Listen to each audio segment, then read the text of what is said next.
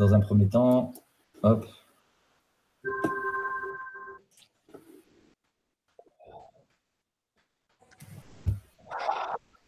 Ça devrait arriver.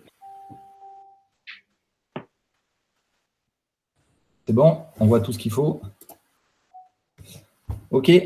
Donc, déjà, on remercie la présence justement Philippe Doucy. Je laisserai prendre la main après pour se présenter un peu plus correctement. Donc voilà, temps d'échange, j'espère que le plus constructif possible. Donc de 17h30 pardon, à 19h, avec comme axe d'échange une présentation un petit peu de Philippe et sa philosophie concernant l'entraînement, un retour sur ses petites expériences, on va dire, un focus sur l'entraînement de la passe, d'accord, et puis voilà, quelques questions-réponses. Alors, les questions-réponses, je les ai mis en temps 4, mais Philippe, je ne sais pas ce que tu en penses, que ce soit un peu interactif et tout par rapport à ce qui pourrait être présenté et autres. Aucun problème pour moi. Tu as les clés. Bon, Tu fais. Nickel. Aucun problème. Parfait. Il n'y a aucun problème. Donc voilà, on accueille bien sûr tout le monde et puis je souhaite à tous de passer un bon moment et d'être le plus actif, interactif possible pour ça. Voilà. Encore une fois, merci à toi, Philippe. De rien. Moi, avant d'attaquer, déjà, je suis super content d'échanger avec vous. Parce qu'on est tous pareils, on est tous des entraîneurs ou des éducateurs et on parle du même sport, le rugby. Donc, c'est enrichissant aussi pour moi. Et en plus, dans cette période-là où, je ne sais pas comment vous êtes occupés, vous, mais même en cherchant partout et tout, j'ai trouvé le temps hyper long. Mais bon, voilà, ça c'est mon avis personnel. Et voilà, je suis passé dans ma formation d'entraîneur, on en parlera plus tard, d'éducateur, entraîneur, après un peu plus haut. Et voilà, c'est vraiment important d'échanger avec vous. Et le truc que je voulais dire, c'est à travers ces échanges qu'on s'enrichit. Tous. Moi, je vais m'enrichir à travers vous et peut-être que vous prendrez peut-être des choses que je fais ou par rapport à mes philosophies, on va en parler de suite. C'est bon? Si vous avez des demandes, il n'y a aucun problème et tout. Donc la première, c'était ma philosophie concernant l'entraînement.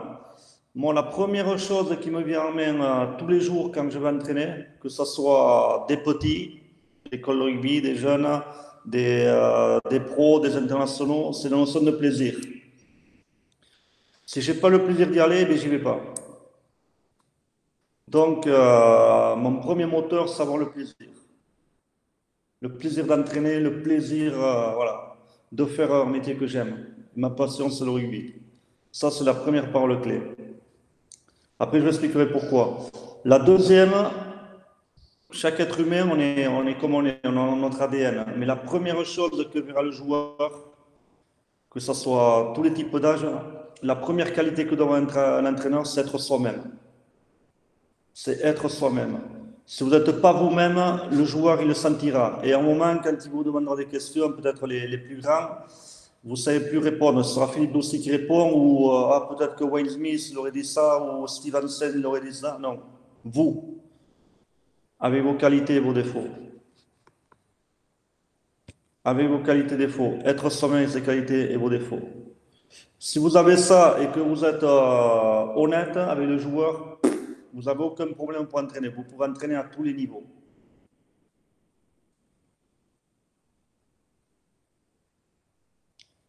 Il y a des... C'est bon, les grandes lignes? Et rappelez-vous, et je me rends compte au fur et à mesure que l'entraîneur, c'est le miroir des joueurs. Si nous, on n'est pas dynamique, les joueurs ne sont pas dynamiques. Si nous, on est mou, les joueurs sont mous. Si nous, on fait la gueule, les joueurs ils font la gueule. Et dans la vie, on a tous des moments, c'est pas linéaire la vie, on a tous des moments difficiles et il faut passer. Ça vient après. On est sur un terrain de rugby, on est dans un environnement rugby, c'est notre métier, notre passion là. On se concentre sur à bien faire ce que l'on aime faire. Déjà, ça nous procure des émotions et ça, c'est important. Et avec ça, on accumule de la confiance. Ok, ça, c'est les premiers points. Et comme je disais avant, là, on s'enrichit l'un à l'autre, mais après, il faut rester soi-même. Faut pas dire, putain, même en regardant les articles de foot et tout, Arsène Wenger, il a fait comme ça, oui.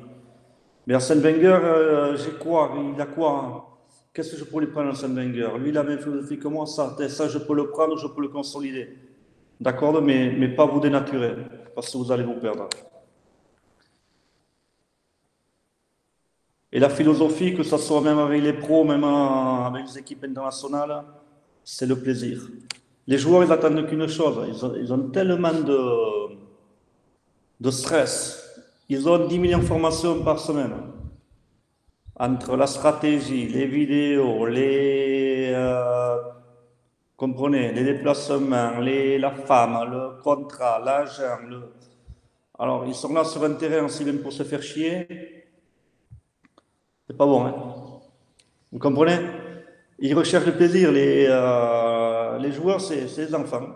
Il faut les amuser, mais par contre, on ne les amuse pas pour se divertir, on les amuse pour arriver à un but final. Vous comprenez? Arriver à un geste technique, arriver à un objectif. C'est ça, mais la philosophie, elle reste la même.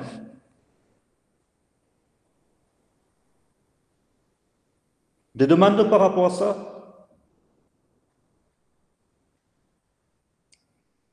Et moi, sur lequel N'hésitez pas, les gars. je vais insister, un entraîneur, déjà pour faire ce métier ou cette passion, on a quelque chose en plus que les autres. D'accord? Et si vous avez si vous croyez dans votre tête que vous êtes convaincu qu'une chose, elle peut amener, qui est un peu atypique ou qui sort de l'ordinaire, qui peut amener le 0,01%, faites-le. Vivez pas de regrets et dire, oh putain, si j'avais su, pourquoi je ne l'ai pas fait? Là, vous ne vivez plus, hein. Faites-le, vivez-le, et après, vous êtes toujours à temps de corriger. Même avec tout public, hein. Mais avec tout public. Des jeunes, ils ne vont pas s'en rendre compte. Avec des pros, vous leur dites, aujourd'hui, là, vous pouvez leur dire, je tente, on essaie un truc, vous êtes d'accord, oui ou non? Oui, et bien on le fait. Après, on voit ce qu'on en retient de positif, de négatif, mais au moins, il faut faire avancer les choses. Ça, c'est hyper important. Oser. On demande aux joueurs d'oser, l'entraîneur, pareil, il doit oser. Pourquoi c'est que l'entraîneur, que le joueur et pas l'entraîneur? Voilà. En plus, les saisons, elles sont longues, elles sont monotones, il faut toujours essayer de trouver un engouement. Que les mecs qui viennent entraîner se disent, putain, qu'est-ce qu'on va faire aujourd'hui? Ou, tu vois, j'ai toujours ce 10% de trucs là où on les stimule. Pas dire, ah ouais, on va faire ça, de tout, quoi, c'est bon. Ah, les mecs, après, ils pointent, ils récitent. Ok? Ça, c'est vraiment important. Par rapport à ça, je ne sais pas comment s'adresser à un public, je ne sais pas, est-ce que vous expliquez à chaque fois ce que vous allez faire? Est-ce que ça vaut le Qui est coup? plutôt sur ce principe un peu de ce que dit Philippe sur être axé sur le plaisir aussi, tenter. Oui, moi j'aurais une question par rapport à ça, justement. Ouais. Bonjour Philippe. Bonjour. Par rapport à cette notion de plaisir, être soi-même, ça je le partage vraiment. Et aussi sur le fait d'oser, de tenter des choses. Moi j'entraîne les espoirs du Loup.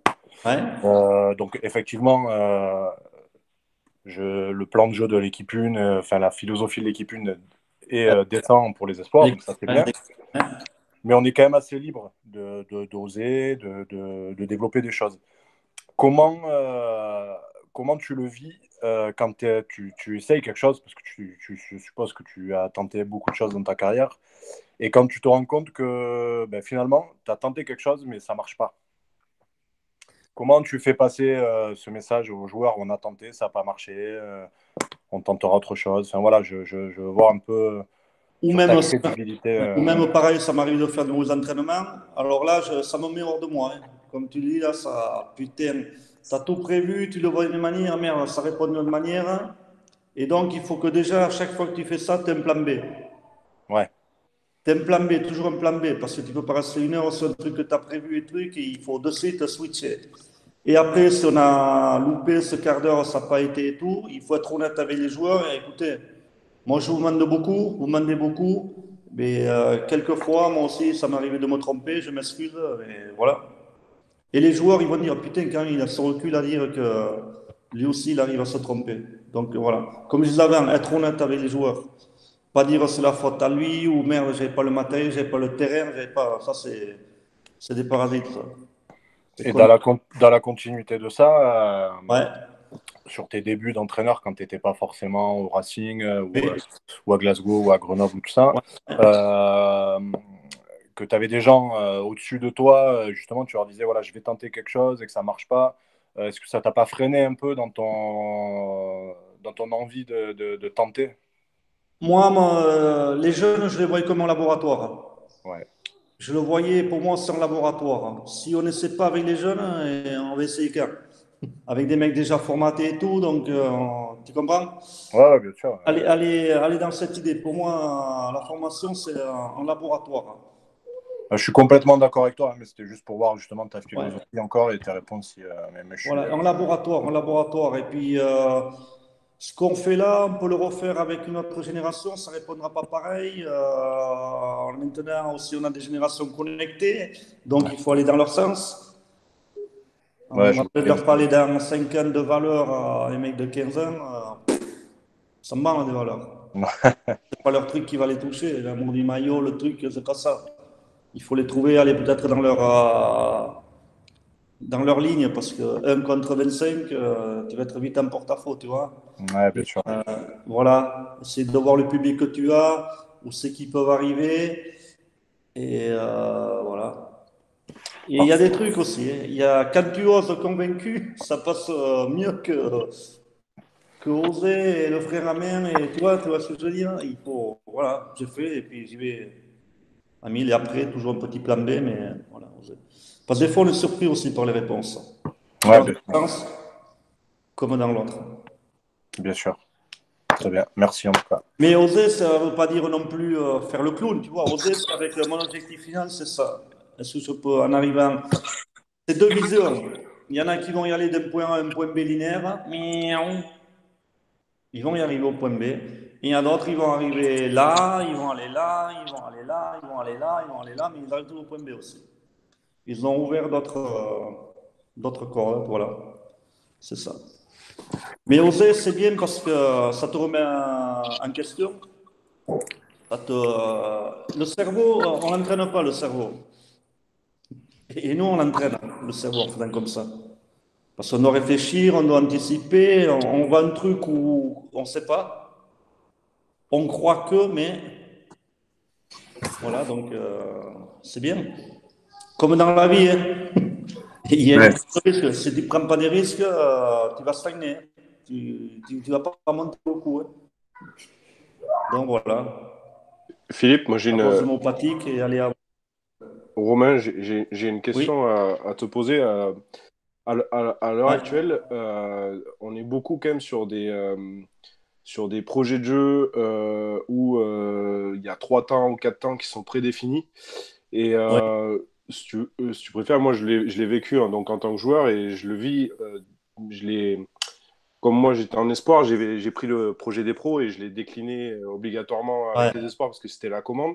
Mais par contre, je trouve que mes joueurs, dès qu'on leur a enlevé ce plan de jeu, ils ne savaient plus jouer au rugby. C'était. Et je trouve ça catastrophique. C'est-à-dire qu'il n'y a plus aucune initiative des joueurs. Un Ouais. joueur, et puis en plus de ça, c'est que si le joueur se trompe, ben, souvent, on va lui dire, t'es sorti du plan de jeu. Et je trouve C'est ça. C'est la limite, je pense, à beaucoup de choses. Je suis d'accord. Je suis d'accord. En rugby, en foot, tu as beaucoup de systèmes. 4-2-4, 4-3-3, tu vois, 4 pas. Rugby, tu en as deux systèmes, généralement. Le 2-4-2 et le 1-3-3-1. Tu n'en as pas 25. Et tous les clubs et toutes les équipes internationales, elles sont là-dedans, un peu plus sur le 1-3-3-1. Toutes. C'est quoi qui fait la différence?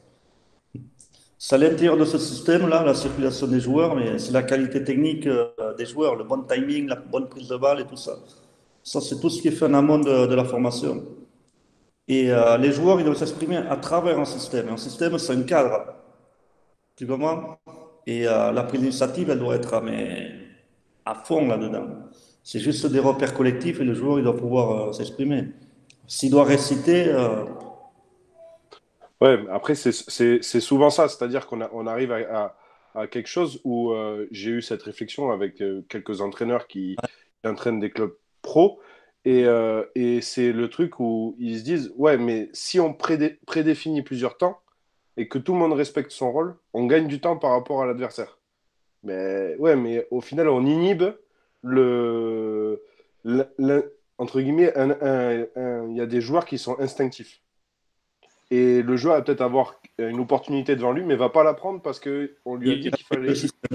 Il respecte le système parce qu'il aura peur d'ainsi de suite. Et moi, je trouve ça, je trouve que ça peut être une limite réelle au développement du joueur, que ce soit pro ou pas. Je pense, hein, c'est mon avis personnel. Hein. c'est pour ça que le système, nous, on vous met un cadre, des grandes lignes, et après, c'est vous, à travers le rapport attaque-défense, où vous devez vous exprimer. Tu comprends ça? Et après, c'est la philosophie de vos entraîneurs de leur dire, voilà, on vous donne un cadre, et après, c'est vous qui jouez, c'est pas nous. Hein. Mm. Voilà, respectez deux, trois principes, et après, feu. Hein. S'il y a un bon côté fermé à jouer, jouez-le. Il n'y a aucun problème. Voilà. Ok. Philippe, bonjour. Ouais, bonjour. J'avais une question aussi. Tu parlais de laboratoire et je trouve ça hyper intéressant. Et ma question est, est-ce que tu testes des choses sur les jeunes avant de le tester sur le haut niveau ou non, tu testes en direct sur le haut niveau? J'ai fait les deux. J'ai fait les deux. Et là, avec les grands, j'y vais. Direct. Ok, ouais, y a pas de. Ça marche. Direct. J'y vais. Merci. De rien. Guillaume, tu avais une question du coup. Ouais. Tout à l'heure, on a abordé un truc, on parlait tout à l'heure, c'est Cédric, vous en avez parlé tout à l'heure avec Cédric. Tout à l'heure, on disait trouver ce qui touche les joueurs et utiliser leur filtre de communication. Et du coup, la question, ce serait comment toi, tu as réussi dans ta carrière à t'adapter à ton public et comment tu as réussi à trouver les ficelles sur lesquelles tirer pour capter l'attention de tes joueurs en quelque sorte. Est-ce qu'il y a une méthode? C'est peut-être quelque chose de pas forcément palpable, mais est-ce que tu as ta méthode à toi? Il y a des clés. Il y a des clés. Déjà, c'est comme dans la vie de tous les jours. Si tu es dynamique, tu as la banane et tout, tu attires du monde. Déjà, première chose. D'accord. Donc, être bienveillant, c'est le plaisir, bienveillance. Voilà. Si t'es, toi, putain, cette banane, t'attires du monde. C'est comme dans la vie. Si t'es un mec qui fait la gueule et tout, t'as pas trop envie d'aller le voir. Hein. Et bien, sur le terrain, c'est pareil. Et après, important de connaître les joueurs. Il y a un truc, c'est un conseil. C'est de connaître le hobby de chaque joueur. Leur loisir. Parce que quand tu veux parler à un joueur, tu peux l'attaquer. Tu vois? Tu peux lui détourner l'attention. Par exemple, s'il y en a un qui est branché golf, tu vois, putain, la Ryder Cup, il y a 2 ans, enculé, le mec, il va te dire, putain, j'ai vu ça. L'autre, Tiger Woods qui a chié, qui n'était pas dans son assiette, tu vois, tac. Hop, là, tu vois, tu as créé un canal. Tac. Et là, après, tu peux lui passer des informations. Parce que si tu vas direct et tu lui dis tac, il va te dire, oh, qui c'est? Tu comprends? Vous comprenez? Ouais. Alors, il y a une ou deux fois. Depuis cette année, on faisait des trucs avec Lilian en début de formation, les météos du jour un petit peu. Et j'ai essayé une ou deux fois de le faire en début d'entraînement. Ouais. Bon, après, c'est peut-être la meilleure méthode que j'ai employée, mais j'ai trouvé ça intéressant. Mais j'ai trouvé que les joueurs, certains qui étaient un peu extravertis et pouvaient librement parler, et d'autres, c'était un peu fermé.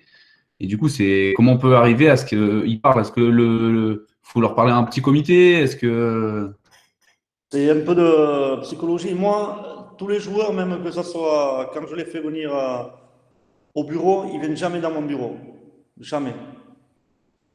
On ne parle jamais dans mon bureau. Parce que le bureau, c'est formel, c'est carré, tu vois, tu es convoqué au bureau de Philippe. Déjà, mentalement, ta tête te dit, oh putain, qu'est-ce qu'il va me dire, tu vois? Tu tapes à la porte, oh putain. Tu comprends l'approche? Déjà, le mec, Braquer un peu, ouais. il vient un peu avec le frein à main. D'accord. Moi, toutes les réunions que je fais avec les joueurs sur le kicking game et tout ça, on les fait sur les canapés, le café, pas relâcher. Le mec, il faut qu'il se sente à l'aise. Et plus le mec il se sent à l'aise, plus il se livre. D'accord. Tu comprends? Ça, c'est hyper Merci. important. Ouais.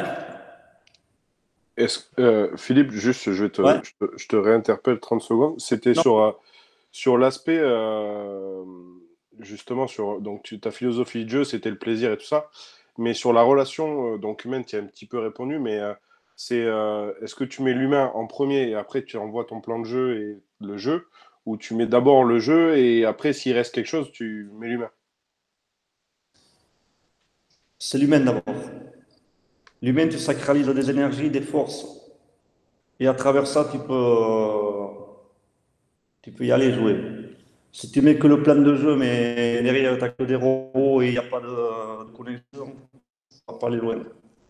C'est l'humain qui est important. Ok. Bonjour Philippe, j'ai une question. Bonjour.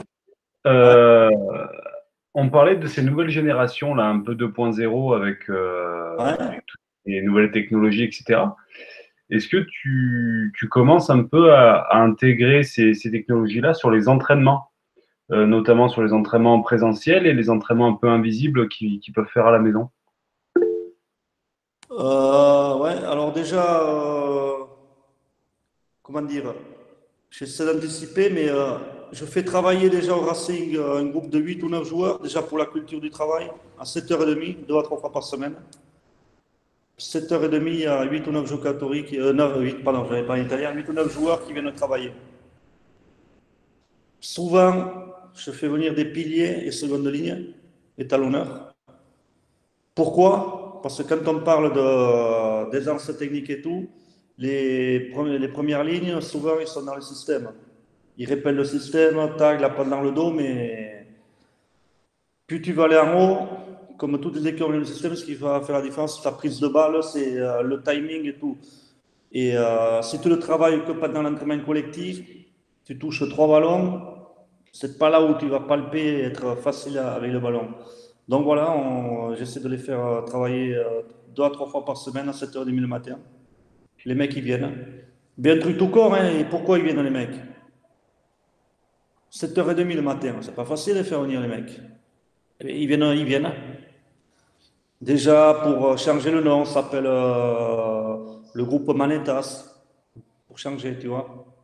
Parce que quand on fait en avant, on dit manette. Alors nous, on ne va pas faire en avant, ça s'appelle le groupe Manetas. On a un groupe WhatsApp Manetas. Voilà, les joueurs, c'est eux qui le gèrent. Ils veulent de Philippe à 7h30 demain. Tac. Ils m'envoient un message. Ok, pas de problème. Moi, je fais la séance. On le fait en salle de muscu. Musique, ou foot school et comme musique, j'en ai rien à foutre. Tac, du gaz et on travaille. On travaille dans la bonne humeur. Tous les mecs viennent. C'est vraiment. Les mecs, il faut tu vois, créer l'environnement. C'est comme dans les entreprises qui tournent, c'est quoi? C'est l'environnement. Où tu peux t'exprimer, où tu es à l'aise, où tu es fluide dans tes mouvements, où tu n'es pas tout le temps militaire à être trop rigide, parce que autrement, tu tiens pas. Et après des entraînements, oui, on commence à travailler un peu avec les lunettes stroboscopiques, le neurotracker. Oui, on commence à aller dans ce sens, et voilà. Il faut anticiper pour le futur aussi, comme tu disais, avec la nouvelle génération connectée. Voilà, peut-être Enfin, je pense que l'entraînement du futur, ça sera le virtuel, donc il va falloir s'y pencher. Merci beaucoup.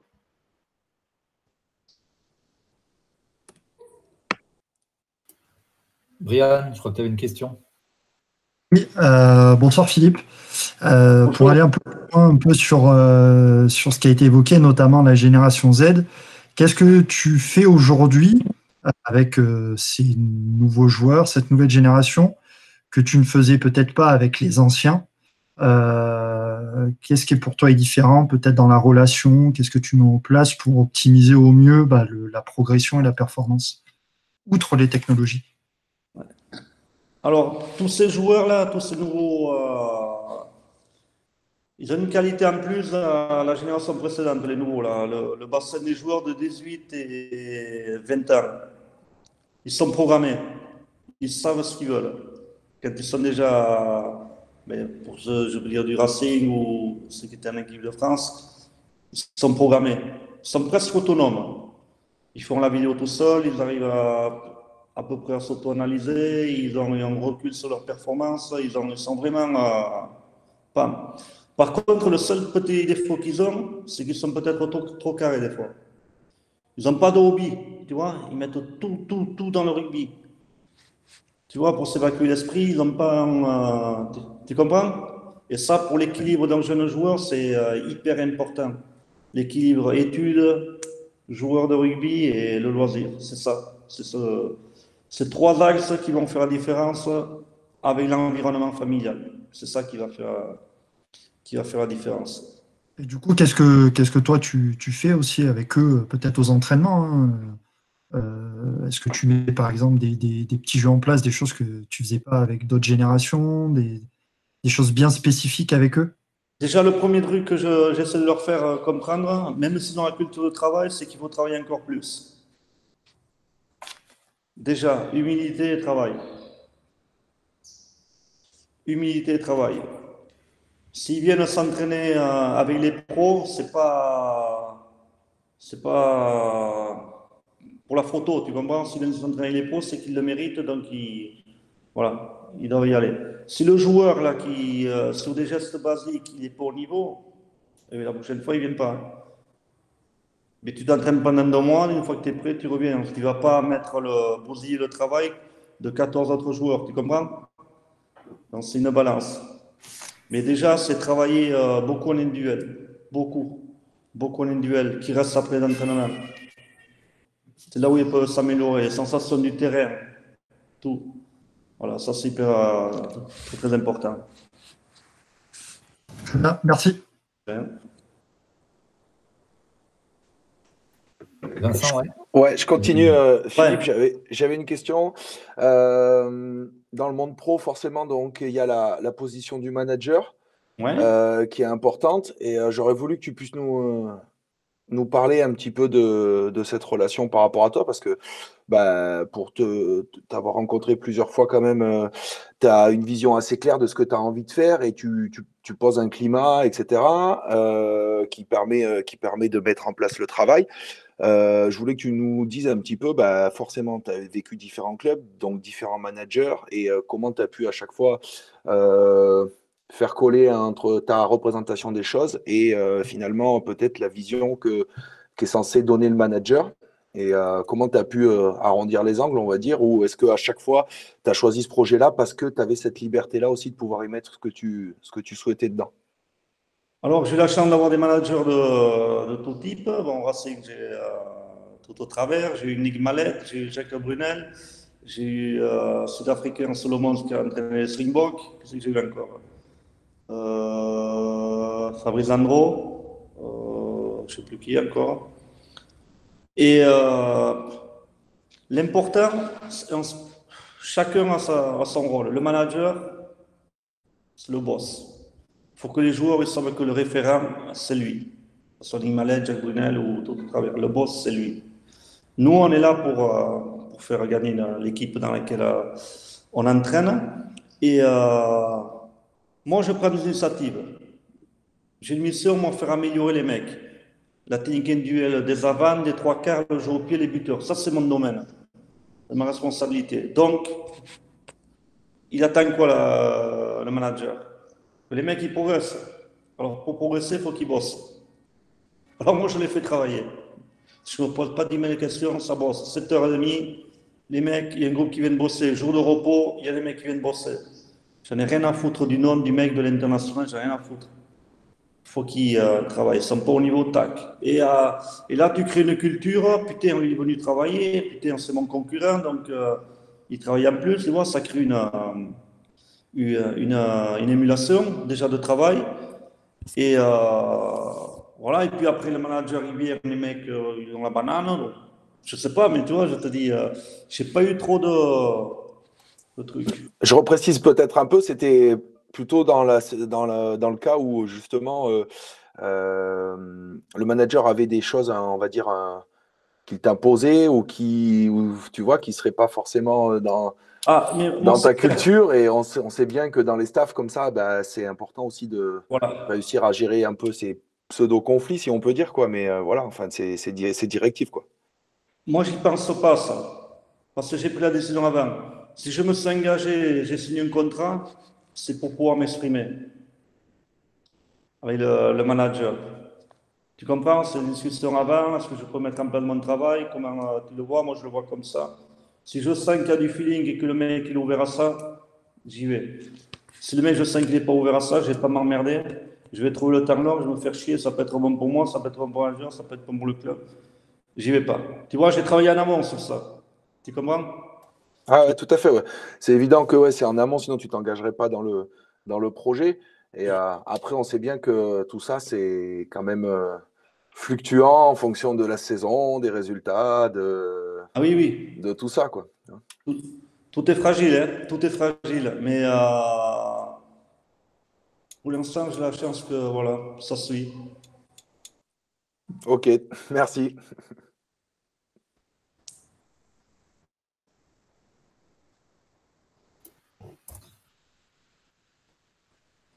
Les autres, vous voulez rebondir un petit peu sur le rôle de l'entraîneur ou autre?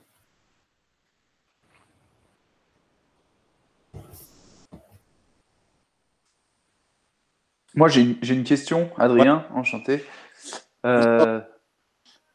J'ai une question, mais qui est vraiment personnelle. Est-ce que c'est pas un peu frustrant, du coup, entre guillemets, de s'occuper des skills? Est-ce que vous n'aimeriez pas avoir un peu plus la main sur l'ensemble de l'équipe et voilà, plus la main sur l'ensemble de l'équipe? Ah, peut-être à terme, hein, c'est vraiment vous. Non, c'est une bonne question. Alors, il y a deux choix. Ou tu te dis, moi, parce que j'ai assez de boulot à faire la technique de tous les joueurs, le jeu au pied, les ballons hauts, le kicking game, les coups d'envoi, les renvois, les sorties de cas et tout, j'en ai assez.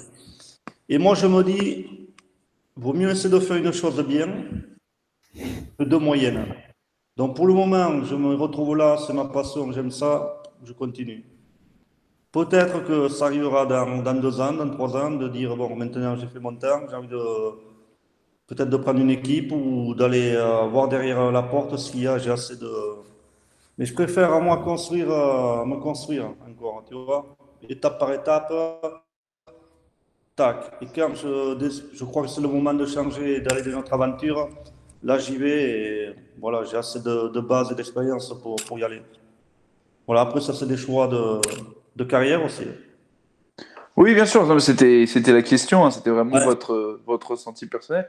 Et du coup, dans la gestion du staff, vous au Racing avec Laurent Travers, vous en charge des skills, est-ce que vous êtes impliqué dans le jeu, produit, la composition d'équipe ou pas, et c'est lui qui fait tout, enfin voilà, comment ça fonctionne un petit peu?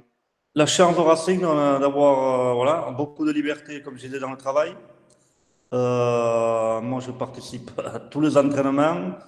En plus, je fais tous les échauffements d'entraînement, tous les skills extra. Bon, voilà. Quand il y a un entraînement de la défense, j'y suis. J'aide l'entraîneur de la défense. Il y a 2 entraîneurs qui font la taille des entraîneurs de défense, donc j'aide. Je suis support à l'entraîneur de la défense. Voilà, donc pour la composition d'équipe, ça se fait en concertation. Je suis aussi, on le fait tout ensemble, le staff. Après, c'est Toto Travers qui a le dernier mot. Mais chacun donne son avis. Oui, donc du coup, ça donne aussi du corps à votre travail parce que du coup, vous vous sentez concerné par les échéances hebdomadaires. Mais voilà, comme je disais avant, le manager, c'est le boss. Le manager, c'est la vision du club. C'est quoi, le manager? C'est quoi qu'il veut? Donc, plus tu fais interagir ton staff, plus tu le rends dynamique, plus tu lui donnes confiance, plus il a envie de travailler plus pour rendre ce qu'on lui donne. Tu vois, c'est des petits détails, mais c'est hyper important. Bien sûr. Et vous, donc sur les skills, est-ce que vous cherchez tous les jours la nouveauté ou ça vous arrive de faire des choses que vous avez déjà fait, les refaire par exemple d'une semaine à l'autre ou tous les jours, parce que vous parlez de plaisir, Ouais. mais pour moi le plaisir il n'est pas indissociable de la répétition. Ouais. Faire un exercice où j'ai pris du plaisir, je suis prêt à le refaire 2 fois. Est-ce que vous essayez toujours que ce soit nouveau ou vous vous dites bah, celui-là on l'a déjà fait, bah, on va le refaire 2-3 fois, enfin voilà, comment vous faites? Alors, je jongle, c'est un équilibre. Il y a l'environnement qui fait beaucoup, le climat de l'équipe. On a gagné, on a perdu. Si on a perdu, on a une mauvaise passe, il faut peut-être oser dans 15 jours, tu vois. Là, on revoit bien des fondamentaux, on se reconcentre. Tu comprends? Tout est lié à l'environnement. Mais je rajoute toujours une touche où il faut essayer quelque chose.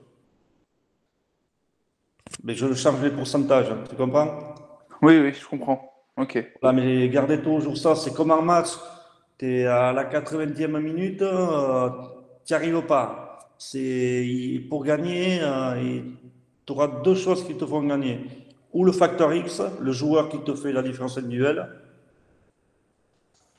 ou le truc que tu as créé à l'entraînement, d'oser, tu vois, de faire un geste, les passer de main, tac, qui te fera gagner, tu vois. Avoir toujours ça, la passe relayée, là, tac, comme Finn Russell a fait là, avec Noah Brive, tac, voilà. Sans le trait d'entraînement, paf, on le voit en match. Donc tu vois tous ces petits. Ok. Merci. Je rebondis sur la question d'Adrien. Ouais. Par rapport à votre planification, enfin pas votre planification, mais je veux dire à votre programme sur justement de travailler tel ou tel skills. On parlait tout à l'heure du groupe des Manetas là. Ouais. Est-ce que c'est vraiment ce matin, je me suis réveillé, j'ai eu une idée dans la nuit, putain, je vais leur faire bosser ça, faut que je le teste? Ou alors c'est quand même programmé, préparé en amont avant de ça? C'est comme une bibliothèque avec une armoire. L'armoire en coordination humaine, d'accord. L'armoire passe, l'armoire tac, et voilà, on prend un peu des trois et on travaille. Mais il faut qu'il y ait toujours la relation œil-même-pied. Bien sûr. Ok, merci beaucoup. Et lié à la vitesse, d'après moi, hein. Tout est lié, le rugby, c'est la vitesse. Donc le premier élément clé est la vitesse. La précision, ça vient après. Parce que si vous faites travailler la précision à 2 à l'heure et vous lui demandez au mec dans 5 ans de le faire à 20 à l'heure, eh il sera incapable de le faire. Vite. Tous les sports, faut aller vite. Vite. Et même à l'école de rugby, les passes vite, il faut les faire à 1 mètre. Hein. Donc vite et précis. Pas des passes de 4 mètres où c'est là et elle n'arrive pas. Par rapport au public, vite et précis. D'après moi, hein, tous les sports, il faut aller vite. Ça se point individuel ou collectif. Basket, il faut aller vite, il faut aller vite, volley, il faut aller vite. Pour sur la hauteur, là, il faut aller vite pour sauter, il faut aller vite partout. Philippe, justement, Ouais. par rapport à ça, par exemple, tes skills, ou du moins l'entraînement en règle générale, tu le programmes avec un préparateur physique justement pour avoir ce rendu-là, ou tu le fais toi-même? Parce que, par exemple, pour moi, dans la vision future de mon entraînement, ça serait réellement de travailler avec un préparateur physique, par exemple, pour qu'il intègre, lui, dans ses séances de vitesse ou de physique, de la décision, du perceptif décisionnel, pour que les mecs ils soient concentrés. Ok, parce que la vitesse qu'on fait des fois sur des lignes sans ballon, ça reflète pas le match. Par contre, une vitesse avec ballon reflètera plus le match. C'est toi, ta philosophie sur tes skills, tu dis toujours la vitesse, mais est-ce que tu le fais avec un prépa, ou toi tu te le gardes parce que tu sais ce qu'il faut bosser? Alors déjà, il y a un truc, quand je parle de vitesse, il y a aussi la vitesse, les temps. Les temps. Quand je travaille un exo, c'est pas 10 minutes. Hein. C'est 2 minutes, 2 minutes 30. Là, on va vite, là. Là, tac, c'est 2 minutes 30, on y va. On fait hop. Parce qu'on commence à dire 10 minutes aux joueurs, inconsciemment 3 minutes bien, 2 de merde, 3 moyennes et 2 bonnes. Trop long, 10 minutes. 2,30, tac. Les échauffements qu'on fait avant l'entraînement collectif, c'est 3 minutes. Hein. Mais tout le temps, ils ballonnent. 3 minutes, un atelier, tac. Un autre atelier, ils partent à un autre atelier, parce qu'on fait des groupes de 15 joueurs. Pam, 3 minutes, ils reviennent. Tac. Et toujours avec, pour attaquer l'échauffement, pour l'entraînement avant-match, le premier, sur de la fréquence, 2 micro-appuis et des passes, là, tac, toujours en opposition. Toujours. Tac, pam. Et souvent avec une passe du 9. Parce que le 9, il travaille, aller au ballon et pap, faire une passe et contre le timing à 3-4 joueurs. Et quand ils reviennent pour le deuxième atelier, là, c'est plus sur la vitesse de 10-15 mètres. Pap. Accélérer. Et vitesse, c'est aussi le temps que vous donnez à vos joueurs. Donc en 2,30, ils n'ont pas le droit de... Et là, tu n'as pas de perte de trucs, parce que ce sont 15 joueurs, ils passent vite, et c'est déjà simple à faire. Et ils répètent et ils mémorisent. Ça, c'est hyper important, les temps aussi d'entraînement.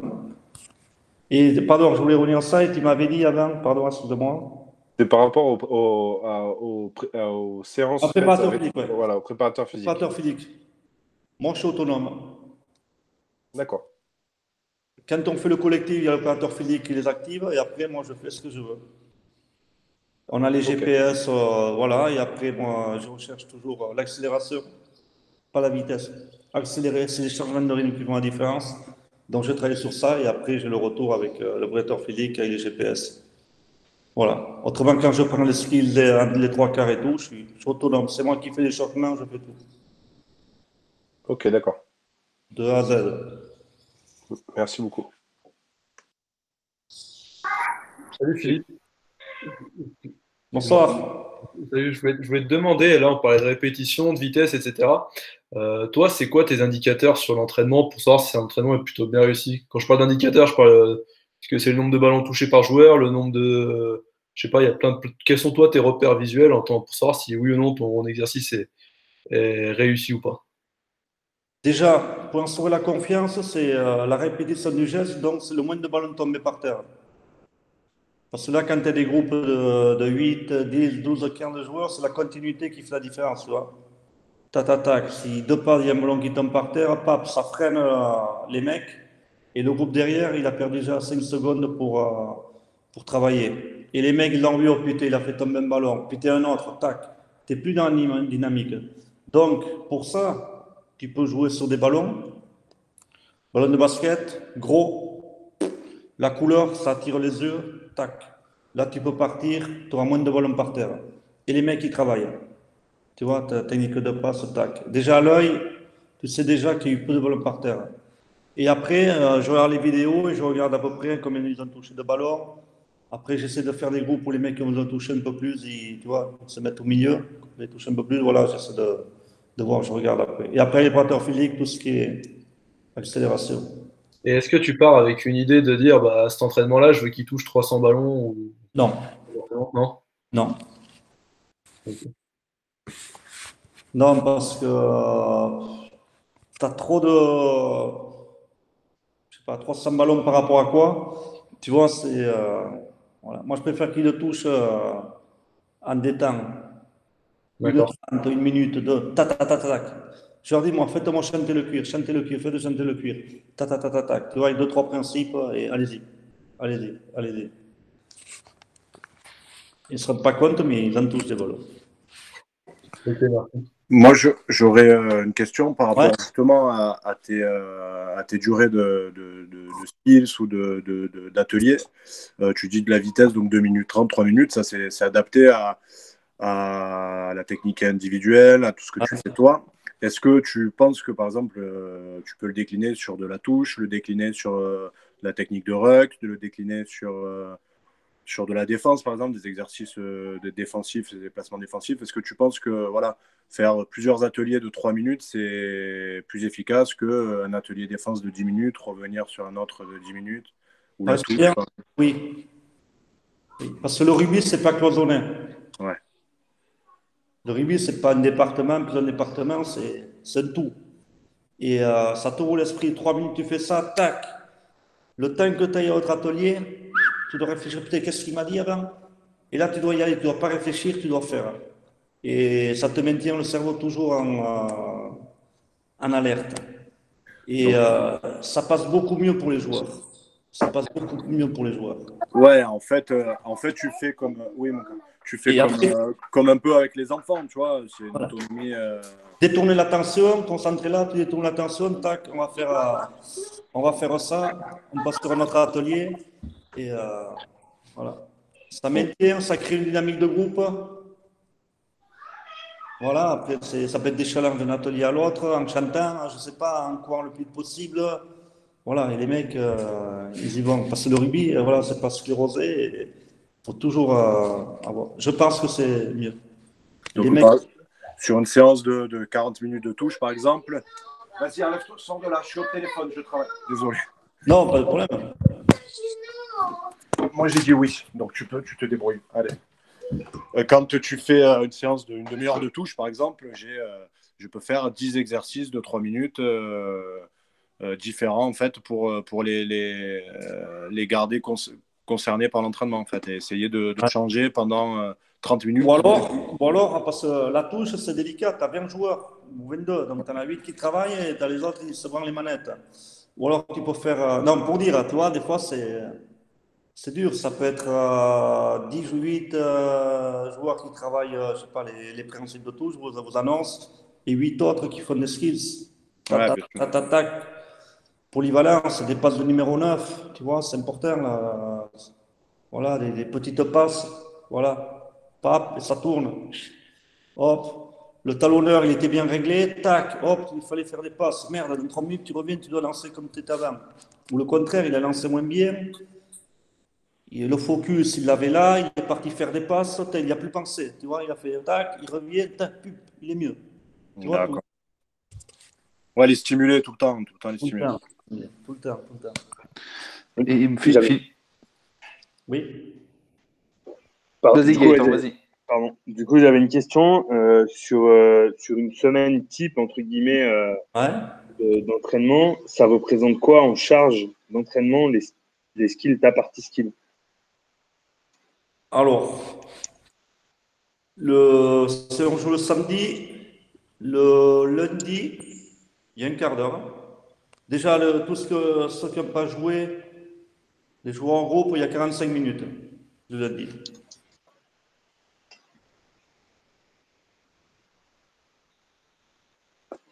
Eux, c'est du statique et du dynamique. Situation de jeu, voilà, il faut qu'ils travaillent avec la vitesse, on alterne.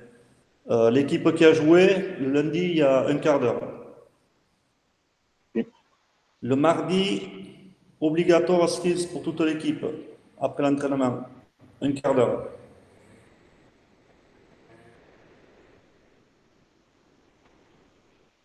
Donc, on est beaucoup d'entraîneurs, chacun, voilà, on prend les joueurs.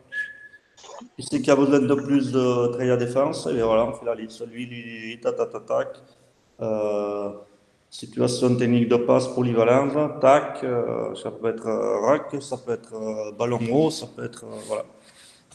Après mercredi, jour de repos, il y a des joueurs qui viennent. Le jeudi, entraînement. Les 3/4, ils ont pratiquement une demi-heure que de skills, et après on passe au lancement de jeu.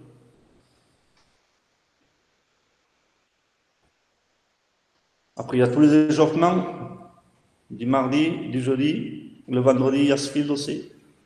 Je reviens le...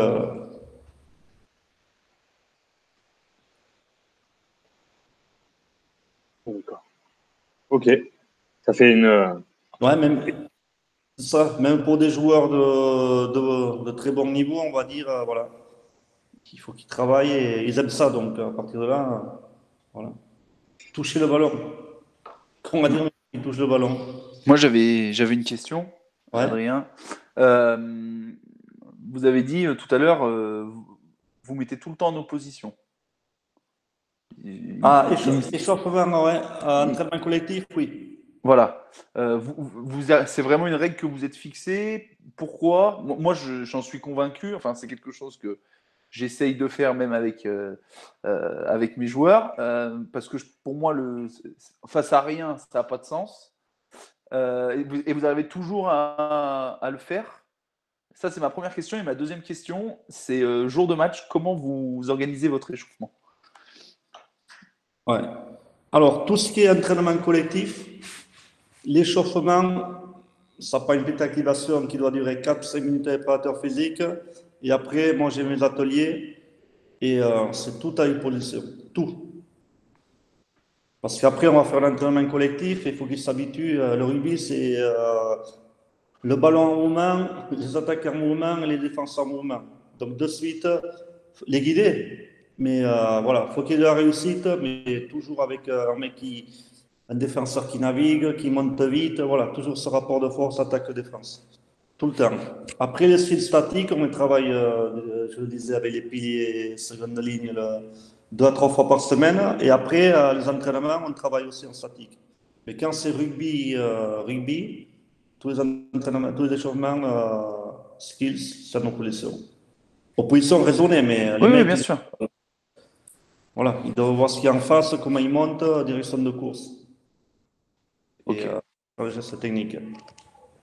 Et pour l'échauffement d'avant-match, oui, il dure 22 minutes. Okay. Voilà. Tout ce qui est technique et duel, c'est fait en amont, c'est fait avant. D'accord. Voilà, donc ça peut être les buteurs, c'est fait avant le collectif, avant l'entraînement où il y a toute l'équipe. Les prises de balles des ailiers, c'est fait. Voilà. Après, on rentre en entraînement collectif qui dure 22 minutes. Où là, et on met un atelier, 2 ateliers de 4 minutes. De 4 minutes là où il n'y a pas d'opposition. Ok. Parce que la différence où on se trompe souvent à l'échauffement d'avant-match, c'est qu'on va entraîner. Là, il ne faut pas entraîner l'échauffement d'avant-match. Parce que tu entraînes, tu donnes des conseils, tu donnes des trucs, fais ci, fais ça, et le mec, il est le meilleur du match. Il ne faut pas de parasites. Il faut de la confiance. Donc, le parti pris, c'est on travaille les passes. Voilà, de 2 mètres, tac, le plus vite possible devant une ligne. Pam, un micro-appui doit faire la passe le plus vite possible. Tac, et ça enchaîne là. Pendant 1 minute 30, après des groupes de 3, on fait des passes. Et après, on part sur des situations, contre-attaque, pour ce qui est les 3 quarts.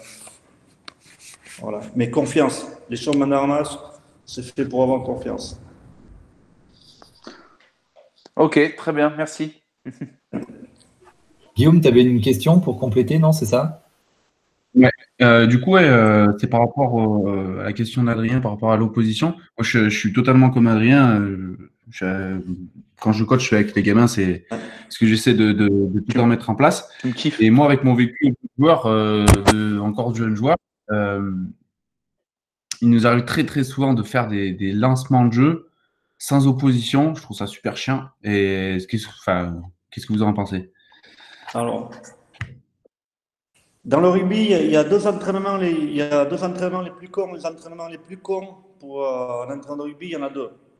C'est le fameux entraînement du Captain Run, du vendredi, parce qu'on n'a pas de baromètre. On peut faire un entraînement terrible, il n'y a pas de ballon tombé, ouais, les mecs ils sont prêts, le lendemain, match de merde. Ou le contraire, tu fais tomber tous les ballons, le lendemain, tu ne sais pas pourquoi, putain, quand tu as fait un match, tu n'as pas de baromètre, tu ne sais pas le jauger. Et le lancement de jeu des 3 quarts. Alors, parce qu'il y a 2 dynamiques. Il y a les mecs qui jouent, qui répètent, et il y a les autres, ils regardent. Tu comprends? Donc, et quand tu fais une demi-heure de ça, le mec avec le bouclier ou à vide, tu n'as aucun repère, tu te fais chier, tu en as fait 3, tu en as plein le cul. Ouais. Tu comprends? Donc, c'est pour ça qu'il faut alterner. D'après moi, ce qu'on essaie de faire, c'est les mecs, au bout d'une demi-heure, ça fait long, hein, répéter tes lancements de jeu de mêlée ou de touche. Donc, on fait skills et lancement de jeu, on alterne. D'accord, skills 3 minutes. on alterne un peu. Ouais, skills 3 minutes, tac. 3 minutes de lancement de jeu. Tac, fini les 3 minutes de lancement de jeu, ça revient à skills. Tac, on alterne, comme on disait avant avec Cédric. voilà, les mecs, ça passe plus vite, ils touchent du ballon, c'est pas monotone parce que tu fais 42 semaines à faire un entraînement de jeu à vide. Même l'entraîneur, il s'est fait chier. Parce que tu peux pas corriger rien, tu travailles à vide, t'as pas de timing, t'as pas de. T'es loin de la réalité. Donc autant qu'ils touchent des ballons, qu'ils travaillent leur tinker duel, qu'ils travaillent des situations.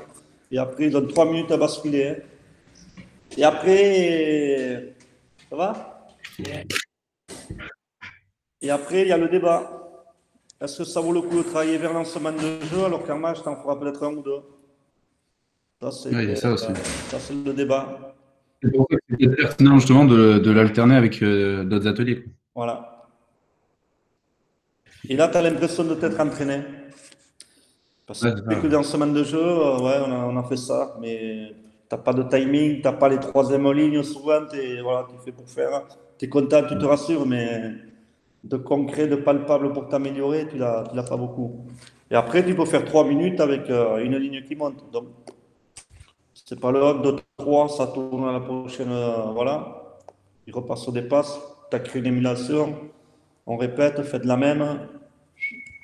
Pas. Merci. Je pense, non, qu'est-ce que t'en pensez? Moi, je suis totalement d'accord avec ça. Tout pareil.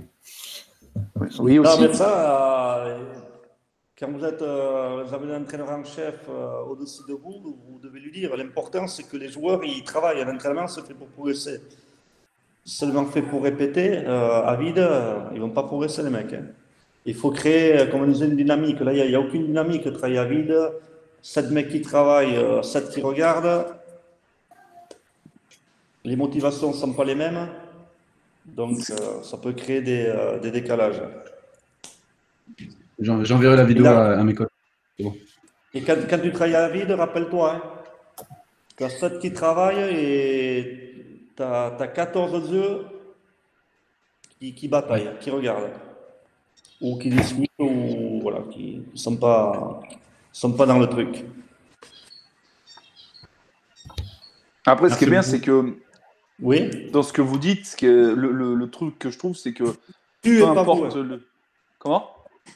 Pas vous. Ah, pardon. Le truc que tu dis, c'est que peu importe l'âge des joueurs, que ce soit un senior ou un cadet, l'idée c'est la progression. Et moi, je suis comme Guillaume, je suis encore joueur. Et ben, beaucoup d'entraîneurs l'oublient dès qu'on arrive en senior.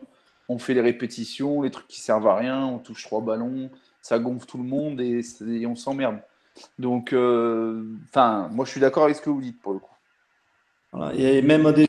Adrien? Oui, pardon. Ouais, oui. Juste 2 minutes. Jérôme aimerait prendre la parole. Pardon. Juste 2 minutes, parce qu'après, il doit se rendre sur une visio. Donc, je me permets de vous couper. On reprendra ensuite. Ouais, bonjour à tous. Comment stai, Philippe? Stai bene? Tutto bene? Ok, juste, c'était pour vous faire une petite salutation. Moi, j'ai eu la chance de bosser avec Philippe il y a maintenant 5 ans hein, au FCG. Hein, Philippe, tu t'en souviens? Un mec totalement halluciné. Je pense que ceux qui l'ont vu un peu, ils le savent. Halluciné dans le bon sens du terme, c'est-à-dire curieux. Et vraiment, je tenais à venir te dire bonjour avec l'ensemble des gens ici, là, l'ensemble des entraîneurs, parce que pour moi, tu caractérises bien ce que doit être un entraîneur, c'est-à-dire un entraîneur entraînant, qui a la passion et qui est ouvert sur l'extérieur.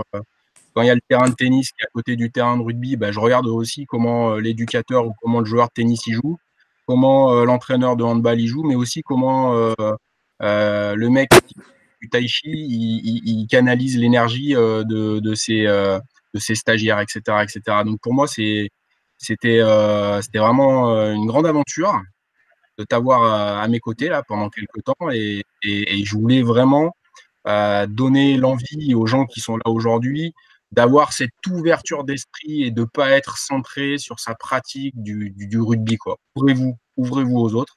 Et c'est ce que tu m'as transmis, ce qu'on a essayé aussi d'échanger. Donc voilà. Continue et aussi motivé et engagé. Voilà. Bonne continuation. Merci, Jérôme. Si je suis plus motivé, j'arrête. Si je suis plus motivé, j'arrête. Ça vaut pas le coup. Ciao, ciao à tutti. Merci. Merci, Jérôme. Adri, ouais. Après, il y a Vincent qui avait une question et Régis aussi. Ouais. Non, moi, c'était pas tellement une question, c'était plutôt une remarque. Et c'est vrai que par rapport à ce que je vis moi encore en tant que joueur, eh ben, on le voit trop. Et je veux dire, c'est frustrant en tant que joueur que de savoir que sur les 3 entraînements de ta semaine, tu en as déjà un qui est pourri parce que tu feras les 15 touches du week-end et les 10 lancements avec les 3 quarts, où tu vas pas toucher une gonfle parce que sur celle-là, tu n'es pas concerné. Donc voilà, moi je suis tout à fait d'accord avec ça. Maintenant, c'est combien de temps il faudra pour que toutes les mentalités changent et ça, c'est un autre problème. Voilà. L'important, mais tu as tout à fait raison, l'important c'est. Nous, on n'est rien dans le sens. L'important, c'est que l'équipe qui entraîne soit la plus performante possible. C'est les joueurs le plus important. Et pour les mettre dans le meilleur environnement, et peut-être changer des choses, comme je disais en laboratoire, essayer et voir. C'est un entraînement de plus ou moins ce qui va te changer la donne. Hein. Voir, essayer. On est prévu l'entraînement des 3 quarts comme ça, là, la zone de jeu. On va le faire d'une manière différente. On y va. Tac.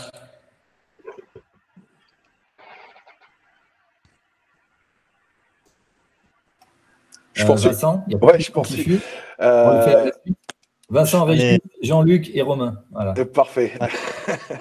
C'est les speed dating. Philippe, moi je voulais te poser une question parce que tu fais dans ton travail aussi de l'individualisation et nous c'est clairement notre boulot. Et du coup, j'aurais bien voulu que tu nous parles un petit peu de tout ce qui est routine. Je sais que tu travailles pas mal avec les botteurs, voilà, mais c'est plutôt des choses qu'on essaie de mettre en place. Il y a des choses qui descendent de la Fédé aussi en lien avec ça, sur des routines vis-à-vis du contact, du plaquage, vis-à-vis de se mettre en condition sur de la perception, des choses comme ça. Et je voudrais que tu nous parles un petit peu de ça et surtout aussi des retours que tu fais avec les joueurs. Du coup, comment tu organises ça au niveau des feedbacks, des choses comme ça? Qu'est-ce que tu utilises comme outil? Tu fais tout en direct, j'imagine, bien sûr, en relationnel, mais qu'est-ce que tu utilises aussi comme outil? Alors, comme nous avons chaque individu, pardon, il doit être là pour progresser. S'il n'est pas là pour progresser, il n'a rien à faire sur un terrain de rugby. Donc, je prends un exemple, Finn Russell, j'ai dû lui trouver des trucs pour progresser. Autrement, donc voilà, en échangeant, en travaillant sur le jeu au pied et tout, en regardant des vidéos, les stats, tout, voilà, je lui ai dit, j'ai pas l'apprendre à jouer au rugby. Il a un bon bagage technique, on va le consolider, mais par contre, on doit travailler sur 2 aspects. Tu es d'accord ou pas? Ça a été le coup d'envoi. Ça, c'est une arme, le coup d'envoi. La qualité d'un coup d'envoi. C'est une chose qu'on travaille souvent, tu vois, fin de l'entraînement, ouais, j'en fais 2-3, je me suis rassuré. Tu sais, on va les taper là ce week-end, ok, tape-les là. Mais par contre, pas pareil. Si on a tapé 3 dans la semaine, on te demande d'en taper 5 pendant le match, c'est pas sa performance sur chaque coup d'envoi, tu vois. Et les pénales touches. Important, 5 mètres de plus ou 5 mètres de moins, c'est. Voilà. Il était d'accord, donc on a fait un travail sur ça. Et après, exemple, tous les 9 et 10, ou lundi après-midi, pas de vidéo. Un par un, je les prends 5 minutes en buvant le café, informel, à une table là, tac. Et ils ont leur feuille. Et là, c'est que du visuel. Le terrain de rugby, tac, leur coup d'envoi, temps de vol du ballon, la zone qui était prévue en stratégie. Et là, ils se rendent compte, vert, rouge, ils voient. C'est sorti de camp, c'est pénal touche, ils voient tout. Et après, on en parle. Dans la semaine, on travaille quoi? On consolide ça, ok, on retravaille ça. 10 minutes, ok, pas de problème. Voilà, le mec, il a ses feuilles, pam. Est-ce que tu as eu, toi, Philippe, des joueurs qui sont arrivés en te disant, bah, moi, c'est un peu au feeling, moi, j'ai pas de routine, tu vois, et nous, on est plutôt face à des publics assez jeunes.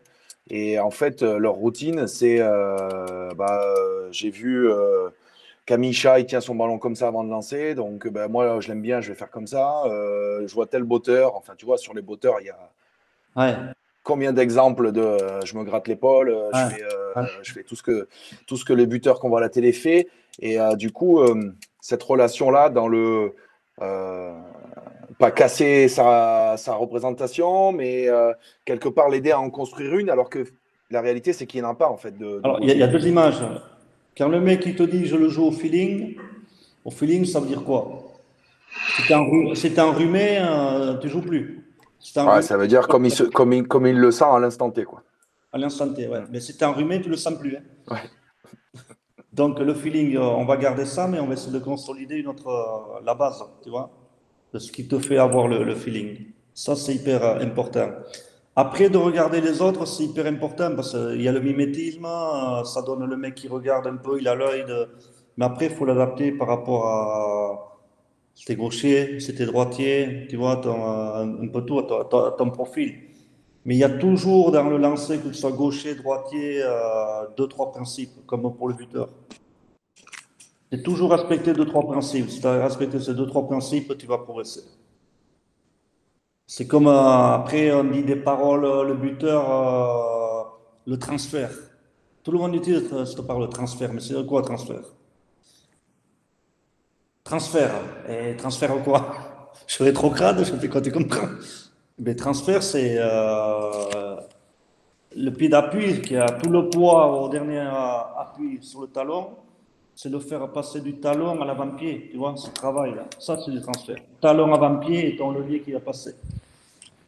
Tu vois? Et casser les fausses croyances, c'est avoir 2-3 principes. Tac. Exemple pour une pénale touche. Souvent, les mecs, ils font quoi? Pénalité, pape. Ils ne regardent même pas l'objectif final. Ils regardent comme ça, tac, pape, et ils tapent. Principe. Je souffle. Parce que je suis passé d'un mouvement dynamique, une action, tac. Et là, un mouvement individuel, comme pour buter, pénal touche, tac. Je souffle, je relâche. Pape. J'ai le temps, c'est moi qui décide quand je tape. Donc, tac, je regarde ma cible, 3 secondes avec des mémos. D'accord? 3 secondes, ça peut être le prénom de ta fiancée, ça peut être, voilà, je ne sais pas, UBB, U, B, B. Mon cerveau, c'est l'objectif final. Maintenant, je me concentre sur ma position d'épaule et mon impact, tu vois? Tout ça, les mecs, il faut qu'ils aient des mémos. C'est la différence que faisaient les néo-zélandaises et les Anglais. Sur chaque geste technique, ils ont 2 paroles clés. Et quand tu as des paroles clés, c'est des fondations. Si tu les respectes, tu travailles, tu t'améliores. Si tu n'as pas de paroles clés, c'est délicat. Comme le buteur, s'il n'a pas de principe, un jour, pourquoi tu l'as mis? Bon. Et l'autre jour, pourquoi tu l'as manqué? Bon. Si, il va te dire le crampon, le ballon, l'herbe, le tir, mais lui, rien. C'est pas sa faute. Et après, tout le travailler sans organe vital, les yeux, la sensation, ça c'est hyper important. Le tact. Mémoriser les gestes, les yeux fermés. On a l'organe vital et là on arrive à l'ancrage. Il y a une image positive. Voilà, tout ça. C'est bon? Merci. Ouais, salut Philippe, c'est Jean-Luc. Dis-moi, je voudrais juste revenir sur ce que tu disais tout à l'heure sur l'échauffement. Ouais. Tu disais que tu avais une routine là, assez précise qui durait 22 minutes, ainsi de suite, et que tu étais à l'endroit où il faut rentrer. Pardon? Oui, pardon, vas-y. Oui. Excuse-moi. Et que ce n'était pas le moment d'entraîner, c'était plutôt le moment de mettre en confiance, si j'ai bien compris. Ça, oui. Et je voulais savoir si jamais ta routine ne fonctionne pas ce jour-là, que les mecs qui font, je sais pas, beaucoup de manettes, par exemple, le fameux groupe Manetas, là, aujourd'hui, il n'est pas bon et tout. Est-ce que tu t'adaptes ou est-ce que tu serres juste les fesses et tu attends que le match se passe au mieux? Si tu vois que les mecs ils sont moins ou il y a trop de manetas, tu gardes le même atelier parce que les mecs qui sont habitués à le faire, c'est l'échauffement d'avant-match. Mais par contre, tu changes les distances. Ça plus Ok. facile. S'il pleut, par contre, tu peux un peu plus près, les doigts ouverts, une consigne en plus. Mais pas changer l'exo parce que les mecs s'habituent à faire le chemin de leur match, ils vont être complètement perdus. Et le temps que tu remettes les cônes, que tu trucs, tu leur as créé des doutes.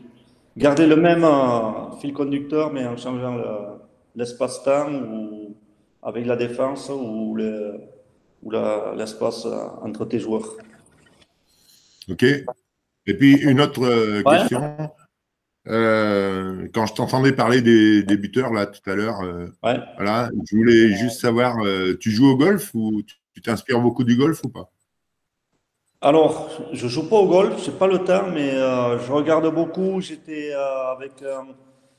pendant un an avec un spécialiste de la Fédération italienne de golf, qui est spécialisé en recherche biomécanique sur le golf.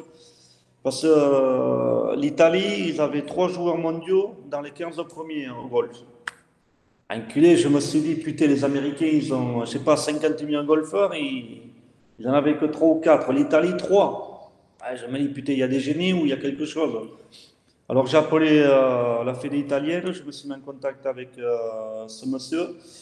Voilà, donc quand tu vas chercher ce profil pour avoir un rendez-vous, il faut y aller un peu préparé, tu vois.